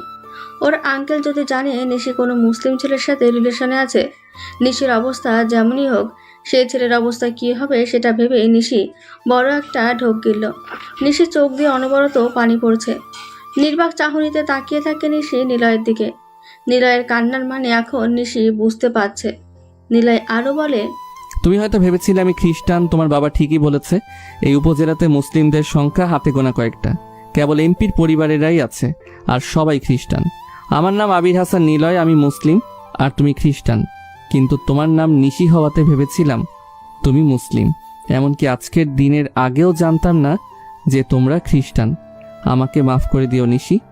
আমি তোমাকে ভালোবাসি, কিন্তু আমি তোমার জন্য নিষিদ্ধ। কিন্তু আমি তো জানতাম তুমি খ্রিস্টান। আর নিশি হলো আমার ডাক নাম। আমার পুরো নাম হলো এলিনা ডিকস্টা নিশি। আমার বাবার নাম জনসন ডিকস্টা ডেহান। কখনো কি নামটাও জানতেন না? আঙ্কেলের নাম মার্কোস ডিকস্টা আয়াস। ওনার নামটাও কি পুরোটা জানতে না? আমরা হলাম ডিকস্টা ফ্যামিলি। নিশির কথায় নিলয় মাথা নাড়িয়ে না বলে। নিশি ধপ করে চেয়ারে বসে পড়ল। কি বলবে বুঝতে পারছে না এখন। মাথাটা যেন ঘুরছে নিশির। চারপাশটা কেমন যেন অনেক অসহ্য মনে হচ্ছে। সে এতদিনে কাউকে ভালোবাসলো না, কিন্তু শেষমেশ যখন ভালোবাসলো, একটা মুসলিম ছেলেকে ভালোবাসলো। দরজায় কড়া নাড়ার শব্দ শোনা যায়। নিলয় গিয়ে দরজা খুলে দিল। জিসান, বাদল, সৈকত, মারিয়া আর খুশি ভিতরে আসলো। নিলয় দ্রুত রুম থেকে বের হয়ে যায়। নিশি চুপচাপ মাথা নিচু করে বসে আছে।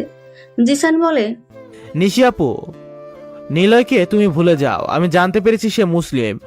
ওর ছোট ভাইয়ের থেকে জানলাম সে এতক্ষণ আমাদের সাথে ছিল। আমরাও বুঝতে পারিনি নিলয় আসলে মুসলিম হবে। সরি আপু। তোরা তো মুসলিম, তোদের সাথে থাকলে তো সমস্যা হয় না, তাহলে নিলয়কে ভালোবাসলে কি সমস্যা? কিন্তু আপু, এটা যদি তোমার পরিবারের মানুষরা জানতে পারে, কি হবে ভাবছো? নিশি আপু প্লিজ, নিলয়কে ভুলে যাও, সে তোমার জন্য না। আমি কিভাবে নিলয়কে ভুলবো? আমি যে ওকে ভালোবেসে ফেলেছি। কিন্তু তোরা চুপ কর, এখন সামনে থেকে যা তো, আমার কিছুই ভালো লাগছে না। ওরা আর কোনো কথাই বলল না, সেখান থেকে চলে যায়। নিশির অনেক কান্না পাচ্ছে। যাকে সে ভালোবাসলো সে অন্য ধর্মের। নিশি এখন কি করবে? গোপনে মন্ত্রীরা সবাই একসাথে হয়েছে। এনিমাসকে যেভাবেই হোক ধরে ফেলবে। দেশের সব হ্যাকারদের ডেকেছে ফারাদ সাহেব। সব মিলিয়ে 30 জন হবে বড় বড় হ্যাকার। এনিমাসের সবকিছুই তারা নষ্ট করে তাকে ধরার জন্য ফাঁদ পাতার প্ল্যান করে। রিফাত হলো এই হ্যাকারদের মধ্যে সবচেয়ে সেরা। রিফাতকে ফারাদ সাহেব ডাকে। দেখো, অনেক খোঁজ নিয়ে জানতে পেরেছি তুমি হলে দেশের সেরা একজন হ্যাকার। কারো কম্পিউটার বা মোবাইল, এমনকি সিসি ক্যামেরা হ্যাক করতে তোমার ফিনিশিং এর প্রয়োজন হয় না। তুমি পারবে যে এই অ্যানিমাসকে থামাতে। তুমি একটা টিম বানাও, অ্যানিমাসকে অতি দ্রুত সামনে আনতে হবে। ঠিক আছে স্যার, আমাদেরকে একটা সেট আপ রুম দরকার, আর সব সময় বিদ্যুৎ ও ইন্টারনেট সার্ভিস যেন অফ না থাকে। সব রকমের সুবিধা তোমাদের দেওয়া হবে, কাজ শুরু করে দাও। ঠিক আছে স্যার, চিন্তা করবেন না, আমি বেস্ট 20 জনের একটা টিম বানাবো। সবাই একসাথে হয়ে এনিমাসকে ধরবই। ফারাদ চলে আসে। রিফাতদেরকে একটা সেট আপ রুমে নিয়ে যাওয়া হয়। অনেকগুলো পিসি, ল্যাপটপ, কম্পিউটার সেট করে রাখা সেখানে। রিফাত একটি কম্পিউটারের সামনে গিয়ে বসলো। ডার্ক ওয়েবে প্রবেশ করে সে। সেখানে অ্যানিমাসের নেটওয়ার্ক খুঁজতে থাকে, কিন্তু রিফাত ব্যর্থ। অ্যানিমাসের নিয়ে কোনো সার্ভারই নেই। রিফাত অবাক, এত বড় একজন হ্যাকার হয়ে তার কোনো নেটওয়ার্ক সার্ভারই নেই ডার্ক সাইটে। রিফাত একবার তার ভিপিএন চেক করলো, কিন্তু ভিপিএন অ্যাপসে প্রবেশ করতেই তাকে নিয়ে যাওয়া হয় অন্য একটি সার্ভারে। সে দ্রুত ব্যাক আসার চেষ্টা করে, কিন্তু সম্ভব হয় না। ভিপিএন অফও হয় না। তার মানে তার ভিপিএনটা হ্যাক হয়েছে। বড় মনিটরে একটা মেসেজ আসে। হ্যালো হ্যাকার্স, আমাকে কি খুঁজছো? আমি না চাইলে তোমরা কখনো আমাকে খুঁজে পাবে না। আমি অলরেডি তোমাদের সেট আপ রুমের সব নেটওয়ার্ক সার্ভিস হ্যাক করে নিয়েছি। ডার্ক সাইটে আমার নামে সবাই জব করে, আর তোমরা তো সাধারণ একজন হ্যাকার। তোমাদের সাথে খেলে মজা নেই। তবে হ্যাঁ, একটা ক্লু দেই, জন্ম বাংলাদেশেই। 15 বছর পর আমি রাশিয়াতে চলে আসি। এখন খুঁজে বের করো কে আমি। তোমাদের গেমস টাইম শুরু এখন থেকেই। ঠান্ডা মাথায় অ্যানিমাস রিফাতদের হুমকি দিয়ে গেল। ওরা বুঝে যায় অ্যানিমাসকে ধরা মুখের বিষয় না। অ্যানিমাসের জন্য ওরা আর কি বা ফাঁদ পাতবে? ওরাই তো অ্যানিমাসের ফাঁদে পা দিয়ে ফেলেছে। তবুও ওরা এত সহজে হাল ছেড়ে দেবে না। রিফাত ওদের সব হ্যাকারদের সাথে আলাপ করে। আলিফ নামের একজন হ্যাকার বলে, স্যার, আমরা আগে খুঁজে বের করি যে এই দেশের মধ্যে কার অ্যাকাউন্টে কত টাকা আছে। এটা ভালো আইডিয়া।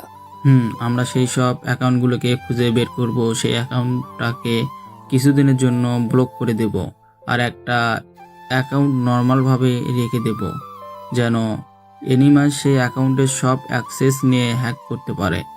আর আমরা ঠিক সেই সময় কোনো অ্যাকাউন্টে টাকা যাচ্ছে সেটা দেখতে পারবো। তারপর ওই অ্যাকাউন্টের মালিককে আমরা ধরবো। সেই বলে দেবে এনিমাসকে, নতুবা সে হলো এনিমাস। গ্রেট আইডিয়া, জলদি শুরু করে দাও কাজ। 100 কোটি টাকা সহ তার উপরে যতগুলো অ্যাকাউন্ট আছে সবগুলো অ্যাকাউন্টের মালিকদের মেসেজ করো, তাদের স্বার্থে তাদের অ্যাকাউন্টে আমাদের প্রবেশ করার অনুমতি দিক। রাষ্ট্রপতির তত্ত্বাবধানে এটা আমরা করছি। আমি স্যারকে মেসেজ করছি, তোমরাও তোমাদের মেসেজ তৈরি করো। রিফাত আর ফারাদকে কল দিয়ে পুরো বিষয়টা জানিয়ে দেয়। তারপর নিলয় বাড়ি থেকে বের হয়। বাড়ি থেকে বের হতেই নিশিকে দেখতে পায়। নিশিকে দেখে নিলয় অবাক হয়ে গেছে। তুমি এখানে? আসো আমার সাথে, তোমার সাথে আমার কথা আছে। কিন্তু এখানে কেন? চলো আমার সাথে। নিশির সাথে নিলয় যায়। নিশি হাত ধরে নিলয়কে রিকশায় ওঠায়। দুজনে কাশেম মামার ফুচকার দোকানে আসে। নিশির সাথে নিলয়কে দেখে সবাই অবাক হয়, কারণ এতক্ষণে সবাই জেনেছে নিশি যাকে ভালোবাসে সে হলো মুসলিম আর নিশি হলো খ্রিস্টান।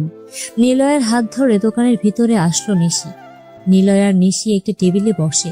সবাই দোকানের ভিতর থেকে বের হয়ে যায়। কি হয়েছে? নিলয়, তোমার কাছে ভালোবাসার মানে কি? নিলয় আশেপাশে তাকায়, কেউ নেই। পুরো ফুচকার দোকানটা একদম ফাঁকা। নিলয় যেন ঘেমে যাচ্ছে, কপালে হালকা বিন্দু ঘাম জমেছে। নিলয় কি বলবে বুঝতে পারছে না। মানুষ হঠাৎ করে খুব সহজ কেন কোনো প্রশ্নে চুপ হয়ে যায়? হয়তো সে কিছু বলতে চায়, নয়তো সে কিছু খুঁজেই পায় না, কিংবা বিষয়টা সে এড়িয়ে যেতে পারে। তবে এক্ষেত্রে নিলয়ের এখন কি বলা উচিত সেটাই ভেবে পাচ্ছে না। নিশি কিছুটা নরম সুরে বলে, কি হলো বলো, আশেপাশে কেউ নেই। নিলয় বলে, পানি হবে? নিশি ইশারা করতেই মারিয়া দৌড়ে এসে এক বোতল পানি দিয়ে চলে যায়।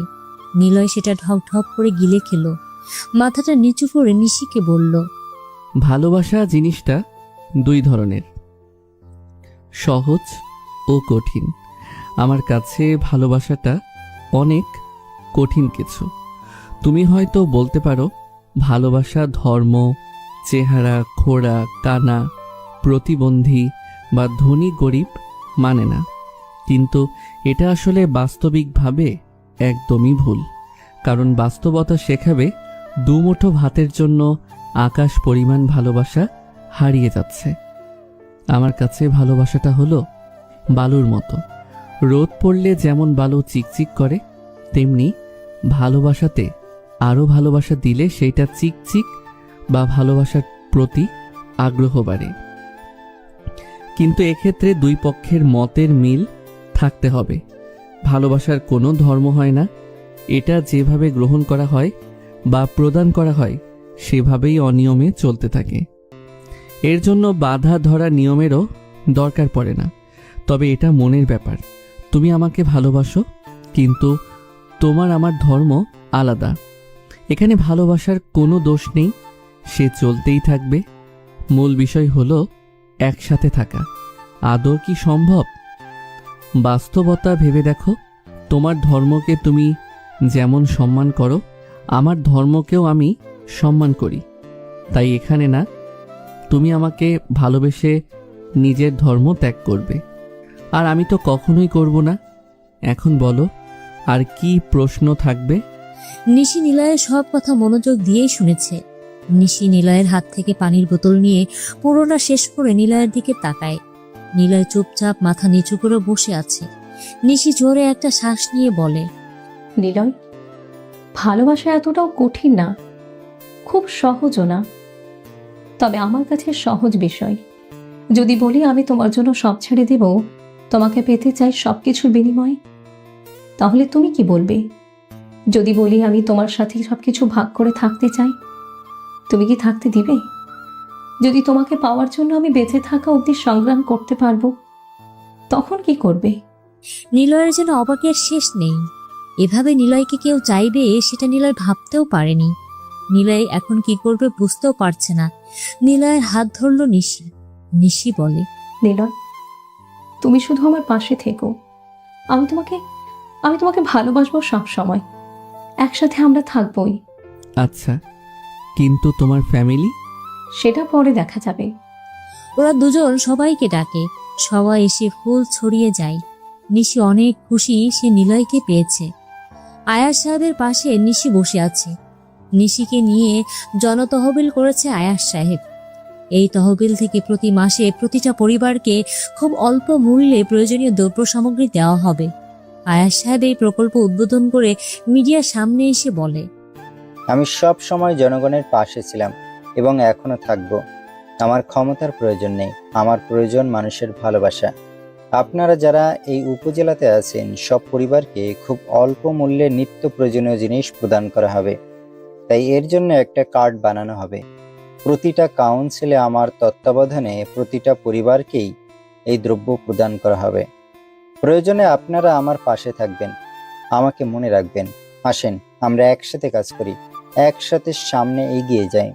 আয়াস সাহেবের এই প্রকল্পে বিরাট বড় যে রাজনৈতিক প্ল্যান আছে সেটা উনি ভালোই জানে। এই প্রকল্পে আয়াস সাহেবের টার্গেট হলো জনগণকে নিজের সাথে রাখতে চাই। এটা তার প্ল্যান, এর প্রথম স্টেপ। জনগণ খুশি, যাই হোক জনগণ তো কিছু পাচ্ছে।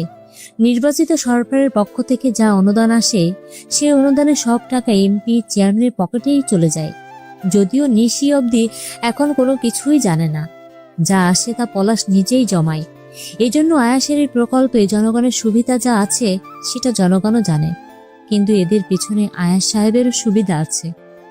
আয়াস সাহেব 10 মিনিট কথা বলে স্টেজ থেকে নিচে নেমে আসে, জনগণের কাছে গিয়ে বসে, কতগুলো ছবি তুলে সোশ্যাল মিডিয়াতে পোস্টও করে দিয়েছে। এরকমেরই একটা চান্স খুঁজছিল সে, আর পেয়েও গেছে। যা দিয়েছে অ্যানিমাসের মাধ্যমে সে এরকম একটা প্ল্যানিং করে, কারণ সামনে এমপি নির্বাচন, আর এখনই সুযোগ এই জনগণের পাশে থাকার। স্যার, কেউ একজন আপনার সাথে দেখা করতে চেয়েছে, নাম বলল রাজীব। সিকিউরিটি গার্ড রাজীবের নাম শুনতেই রাজ তাকে ভিতরে আসতে বলে। রাজ সিগারেট জ্বালায়। দরজার কাছে রাজীব আসলো। রাজীব বলে, ভিতরে আসবো স্যার? আসো। স্যার, একটা খবর দেওয়ার আছে। কি খবর? এত দূরে আসলাম, এখানে আসলাম, একটু বসতে বলবেন না? আচ্ছা বসো। বসলাম। একটু চা কফি সাথে বিস্কুট কি পাবো না? যে খবরটা দিতে আসছি সেটা শোনার পর আপনি একদমই নেচে উঠবেন না। বেশি বকবক না করে কাজের কথা বলো। দরজায় কাজের লোক আসলো। ছোট্ট ট্রেতে কফির সাথে বিস্কিটও আছে। রাজীবের সামনে দিতেই রাজীব বিস্কিটের প্যাকেট ছিঁড়ে কফির মগে বিস্কিট ডুবিয়ে খেতে থাকে। পুরো 1 কাপ কফি শেষ হওয়ার পর রাজীব রাজের দিকে শান্তভাবে তাকায়। রাজ তাকিয়ে আছে রাজীবের দিকে। এবার বলো, কি এমন খাস খবর আছে? আছে তো, একটা সিগারেট হবে? এই নে ধর, 1 প্যাকেটই আছে, নিয়ে যা। ধন্যবাদ। এবার বল কি খবর? এই নিন। রাজীব তার কাছে থাকা ছোট্ট ব্যাগ থেকে কতগুলো ছবি বের করলো। রাজের দিকে সেগুলো বাড়িয়ে দিয়ে বলল, টিপস দেন স্যার। রাজ ছবিগুলো দেখেই অবাক। সাথে সাথে 5,000 টাকা মানিব্যাগ থেকে বের করে রাজীবকে দিয়ে দেয়। তারপর রাজের দিকে কতগুলো ছবি বাড়িয়ে দেয় রাজীব। রাজ ছবিগুলো হাতে নেয়। ছবিগুলো সোজা করে সেদিকে তাকিয়ে থেকে হাসতে শুরু করলো। রাজীব বলে, বলেছিলাম না, যা দেখাবো তা আপনি খুশি হবেন। এই ছেলেটাকে নিশি ভালোবাসে। নিশির সাথে সব সময় এই ছেলেকে দেখা যায়। তাদের ক্লোজ ছবিও আছে। ওয়াও, এগুলো তো দরকার ছিল। ছেলেটার ব্যাপারে খোঁজ নাও, কোথায় থাকে, কি করে, নিশির সাথে কবে থেকে ঘরে, সবকিছু খোঁজ নাও। অবশ্যই নিব, কিন্তু এত বড় খবর দিলাম, তার জন্য কি টিপস পাবো না? তুই শালা বহু হারামি তো। কি করবো স্যার বলেন, হারামিদের সাথে বেড়াতেই হচ্ছে। একটু হারামি হলে কি হয়? চুপ, এই নে টাকা, তারপর এখান থেকে কেটে পড়। ও হুটহাট আসবি না, অফিসে বলে দিলাম। রাজীবের দিকে মানিব্যাগ থেকে 5,000 টাকা বের করে দিতেই রাজীব সেটা দ্রুত হাতে নিয়ে সোজা অফিস থেকে বের হয়ে আসে। রাজ, নিশি আর নিলয়ের একসাথে ছবিগুলো হাতে নিয়ে দেখতে থাকে, আর টিভিতে আয়াস সাহেবের ভিডিও দেখছে। রাজ নতুন কিছু করতে চাচ্ছে, দেখা যাক কি ঘটে। নিলয় আর নিশিদের প্রেম এগিয়ে চলছে। জেরিনের সাথে নিলয় আগের মতো কথা বলে না, কারণ যেদিন নিশির লোক নিলয়কে অনুষ্ঠানে নিয়ে যাচ্ছিল জেরিন সেটা দেখতে পায়। দরজার আড়ালে আড়ালে নিলয় আর নিশি সব কথা শুনতে থাকে। জেরিন জেনে ফেলে নিলয় হলো মুসলিম, যা ওর পরিবার কখনোই মেনে নেবে না। আর আয়াস সাহেব তাদের পরিবার ধর্ম নিয়ে বেশ সতর্ক, ওদেরকে মেরে ফেলবে যদি তিনি জানেন। জেরিন সব ভেবে নিলয়ের থেকে দূরে চলে আসে। যখন দৌড়ে অনুষ্ঠানের ভিতর থেকে চলে আসবে জেরিন, এমন সময় কেউ একজন জেরিনকে বলে, আস্তে দৌড়ান, পড়ে গেলে সবাই তো আপনাকে চটকে চচ্চড়ি বানিয়ে দেবে। জেরিন থামে, ঘুরে তাকিয়ে দেখে একটা ছেলে। জেরিন কিছু বলে না। আবার দৌড়াতে যাবে তখনই ছেলেটা হাত ধরে জেরিনের। জেরিন ঘুরে তাকাতে ছেলেটা ইশারায় সামনে তাকাতে বলে। জেরিন সামনে তাকিয়ে দেখে একটা গাড়ি ক্রস করছে রাস্তা। জেরিন যদি দৌড়াতো তবে সেই গাড়ির সাথে ধাক্কা লাগতো। ভাগ্যিস ছেলেটা পিছন থেকে জেরিনের হাত ধরেছিল। জেরিন হাত ছাড়িয়ে বলে, ওই কে আপনি? আমার নাম অর্ক গোমেজ। অর্ক জেরিনকে দেখেই পছন্দ করে ফেলে, কিন্তু এটা খ্রিস্টানদের অনুষ্ঠান, এখানে সব খ্রিস্টানদের আগমন। এই জন্য জেরিনকে ইমপ্রেস করার জন্য নিজের নামের সাথে গোমেজ অ্যাড করে দেয়। জেরিন বলে, তার মানে আপনি খ্রিস্টান? নামটা শুনেননি মনে হয়। না, শুনেছি। কোথায় যাবেন? অনেক জোরে দৌড়াচ্ছিলেন। হিল পরে এত জোরে দৌড়াতে নেই, স্লিপ করবে, নয়তো কারোর সাথে ধাক্কা লেগে পড়ে যাবেন। এটা ঠিক না। আপনি আমার সব কিছু নোটিশ করছেন না কি? হুম হুম। আসলে অনেকটা সময় এখানে আমার সবচেয়ে সুন্দর জিনিস চোখে পড়েছিল। বলেন তো কোনটা সুন্দর জিনিস? Christmas tree? না, ওটার থেকেও বেশি সুন্দর, আকর্ষণীয় জিনিস, যেটা দেখলে খালি দেখতে ইচ্ছা করে। কি জিনিস? আমাকে দেখান তো। সেই জিনিসটা হলো আপনি। আপনি হলেন ওই হাজার খানিক মানুষের ভিতরে সবচাইতে সুন্দর জিনিস। গোলাপি কালারের লেহেঙ্গাতে আপনাকে যেন মনে হয়েছে কোনো সৌন্দর্যের দেবী এসেছে আমার সামনে। আপনার নাকটা হলো রাজহাঁসের মতো সুন্দর সাদা। শুনেন, এখান থেকে যাওয়ার পর আমার চোখে যদি সমস্যা হয়, দোষটা কিন্তু আপনার। ও মা, কেন? কেন আমি কি করলাম? আমি বেশি উজ্জ্বল জিনিস দেখতে পারি না, যেমন সূর্যের দিকে বেশিক্ষণ তাকালে চোখ জ্বলে। আর আপনি তো সূর্যের থেকেও বেশি উজ্জ্বল, আপনার দিকে তাকে থাকতে ইচ্ছা করে। আর তাতেই তো আমি চোখে কেবলমাত্র শুধু রিফ্লেক্স হিসেবে আপনার প্রতিবিম্ব দেখছি। এখন কি হবে? পাগল নাকি আপনি? সস্তা ফ্ল্যাট করা বন্ধ করেন। এগুলো আমাকে বলে কোনো দরকার নেই, বুঝেছেন মিস্টার অর্ক? আচ্ছা ঠিক আছে, যান তাহলে, আর আসবো না সামনে। কথাটা বলে অর্ক চলে যায়। কয়েক সেকেন্ডের ভিতরে অর্ক ভিড়ের মধ্যে হারিয়ে গেছে। জেরিন অবাক হয়। এটা কি হলো? কেমন ছেলে রে বাবা? সারাক্ষণ দেখলো আর এতটুকু কথাতে চলে গেল। এটা কিছু হলো নাকি? জেরিন ভিড়ের ভিতরে অর্ককে খোঁজার চেষ্টা করে, কিন্তু অর্ককে কোথাও পায় না সে। কেমন যেন হঠাৎ মন খারাপটা জেঁকে বসে জেরিনের মনে। নিলয়ের কথা মনে পড়ে। অর্কর ছেলেটা তাকে হাসিয়েছে। ছেলেটা তো দারুণ, কিন্তু ছেলেটা কোথায় গেল? তাকে কি আর খুঁজে পাওয়া যাবে না? কেন এভাবে ভিড়ের ভিতরে হারালো? কতগুলো ভাবতে ভাবতে বেশ রাতেই জেরিন বাড়িতে ফেরে। বিছানায় শুয়ে আজ সন্ধ্যার পরে সবকিছু ভাবতে থাকে, কিন্তু নিলয়ের কথা কম মনে পড়ে ওর। তার মানে কি এটা ওর আবেগ ছিল, ভালো লাগা ছিল কেবলমাত্র? এনিমাস আয়াজ সাহেবকে নক করেছে। আয়াজ সাহেব বলে, তোমার প্ল্যান অনুসারে কাজ শুরু করে দিয়েছি। 2 মাস পারও হয়েছে, এখনো অবধি সবকিছু ঠিকঠাক আছে। টাকা লাগলে বলবেন। এনিমাস, তুমি আমাকে কেন টাকা দাও বলো তো? সৃষ্টিকর্তার অনুসারী সাল্লাল্লাহু আলাইহি ওয়াসাল্লাম একটা কথা বলেছিলেন, সেটা হলো জীবিত থাকা অবস্থায় কেউ যদি 1 টাকা দান করে, মৃত্যুর পর তাকে 1000 টাকা দানের পরিমাণ সোয়াব দেওয়া হয়। মনে করেন আপনাকে আমি সৃষ্টিকর্তার ওসিলায় দুনিয়াতেই কোটি টাকা দিচ্ছি। কিন্তু আমি কবে দান করেছিলাম? সেটা বলা যাবে না। তবে এটা মনে রাখুন, কোনো হ্যাকার এমনি এমনি বন্ধুত্ব করে না, ফায়দা তার আছেই। তবে আপনার ব্যাপারে আমি নিঃস্বার্থ। আচ্ছা, আমি ভাবছি এমপির সব সিক্রেট বিষয় আমি জানতে চাই, তারপর সেগুলো প্রকাশ করতে চাই পাবলিকের সামনে। হ্যাঁ করবেন, কিন্তু সেটা ইলেকশনের পর। ইলেকশনের আগে করলে আপনাকে ধরা হবে। আর যেহেতু তাদের সরকার ক্ষমতায়, আপনাকে রিমান্ডে নিয়ে সব কিছু জিজ্ঞাসা করবে। আপনার আর ইলেকশনে দাঁড়ানো হবে না। আপনার কাজ হলো প্রতিটা গ্রামে যাওয়া আর সেখানে বিশুদ্ধ পানির টিউবওয়েল প্রতিষ্ঠা করা, আর ফ্লোর পাকা করে সেখানে আপনার নাম লিখে আসা, আর কাঁচা রাস্তাগুলোতে পাকা করার ব্যবস্থা গ্রহণ করা। কিন্তু তার আগে আপনি ব্যাংক থেকে 1 কোটি টাকার লোনের রসিদ ম্যানেজ করুন। ব্যাংক থেকে আপনাকে যেন 10 কোটি টাকা লোন দেয় এমন ব্যবস্থা করুন, আর আপনার বিজনেস বাড়ান। কিন্তু কেন? আমার কাছেই তো অনেক কোটি টাকা আছে, ব্যাংক থেকে কেন লোন নিব? আপনি এত বোকা কেন বলেন তো? আপনার কাছে এত টাকা আছে, সেই টাকা আপনার টেক্সটাইল বিজনেস থেকে এসেছে। কত কোটি এসেছে সেখান থেকে?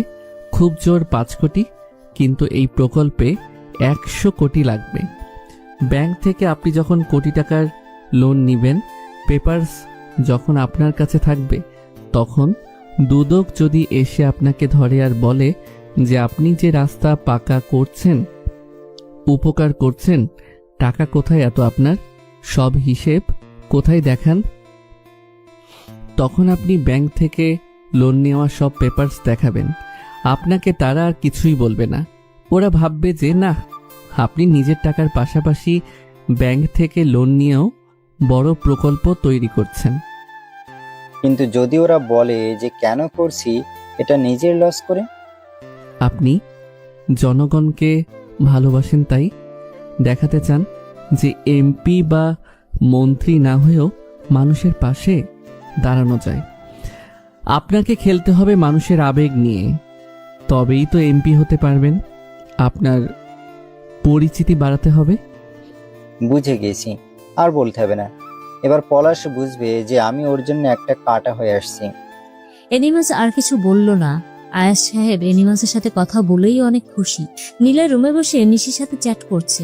হঠাৎ নিশি বলে, নিলয়, তোমাকে অনেক দেখতে ইচ্ছে করছে, একটু বাসার সামনে আসবা?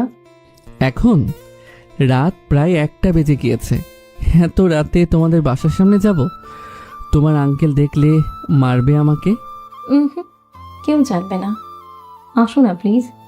কালকে দেখা করি। না না, এক্ষুনি আসতে হবে। এক্ষুনি মানে এক্ষুনি। অগত্য নীলয় রেডি হয়। অর্ক বলে, কোথায় যাও এত রাতে? নিশির সাথে দেখা করতে। আমিও যাব, লেটস গো। না, 5 জনের ফাইল জমা দিতে বলেছিলাম, সেটা করেছিলি? অনেক আগেই করেছি। চলো না ভাইয়া, একসাথে যাই।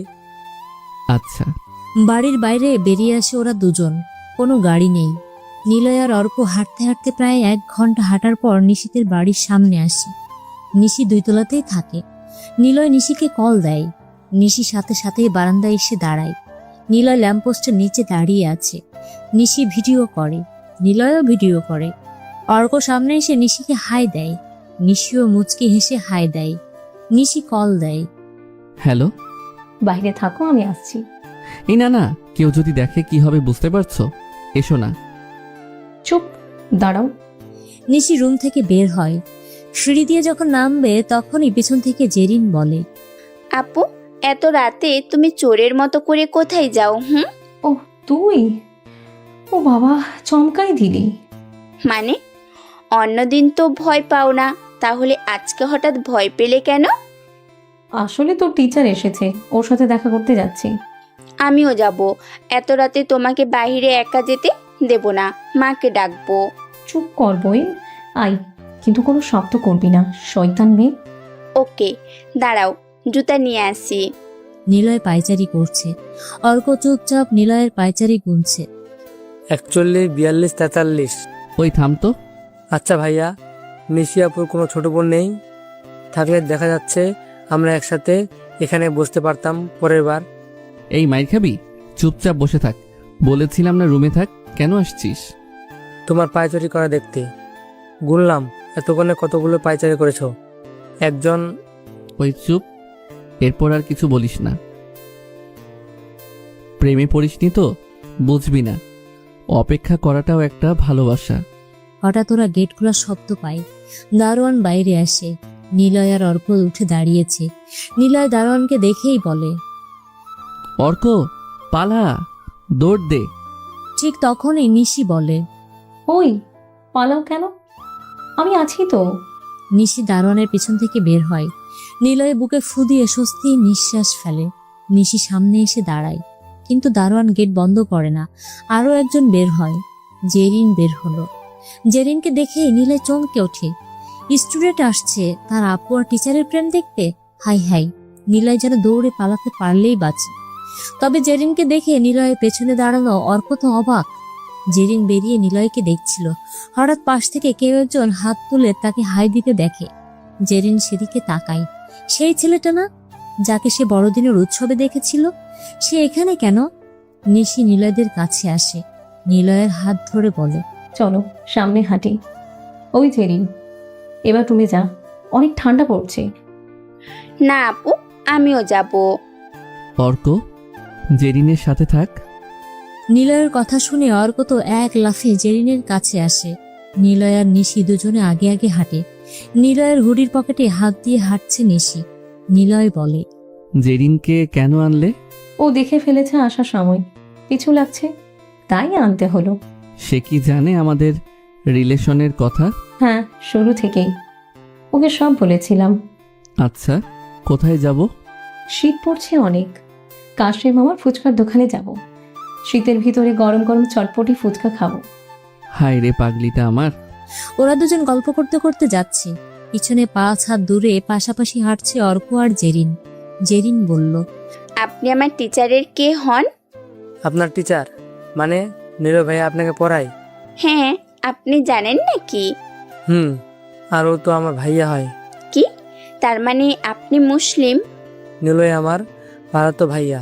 আমার মায়ের সাথে ওর মায়ের ভালো সম্পর্ক ছিল। ওহ, তাই বলেন?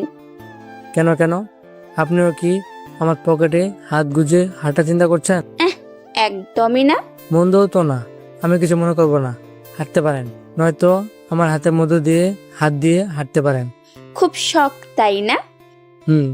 কারণ আপনি তো আমাকে ভিড়ের ভিতরে খুঁজেছিলেন, তাই না? আপনি জানেন, তাহলে সামনে আসেননি কেন? আপনাকে দূর থেকে দেখছিলাম, আর আপনি তো বললেন চলে যেতে। আমি কি করব? কেউ কোনো কথা বলল না। মোড় বাজারে আসে ওরা 4 জন। কাশেম মামার দোকান বন্ধ। নিশি পকেট থেকে ফোন বের করে কাশেম মামাকে কল দেয়। এত রাতে ওনাকে ডাকবে?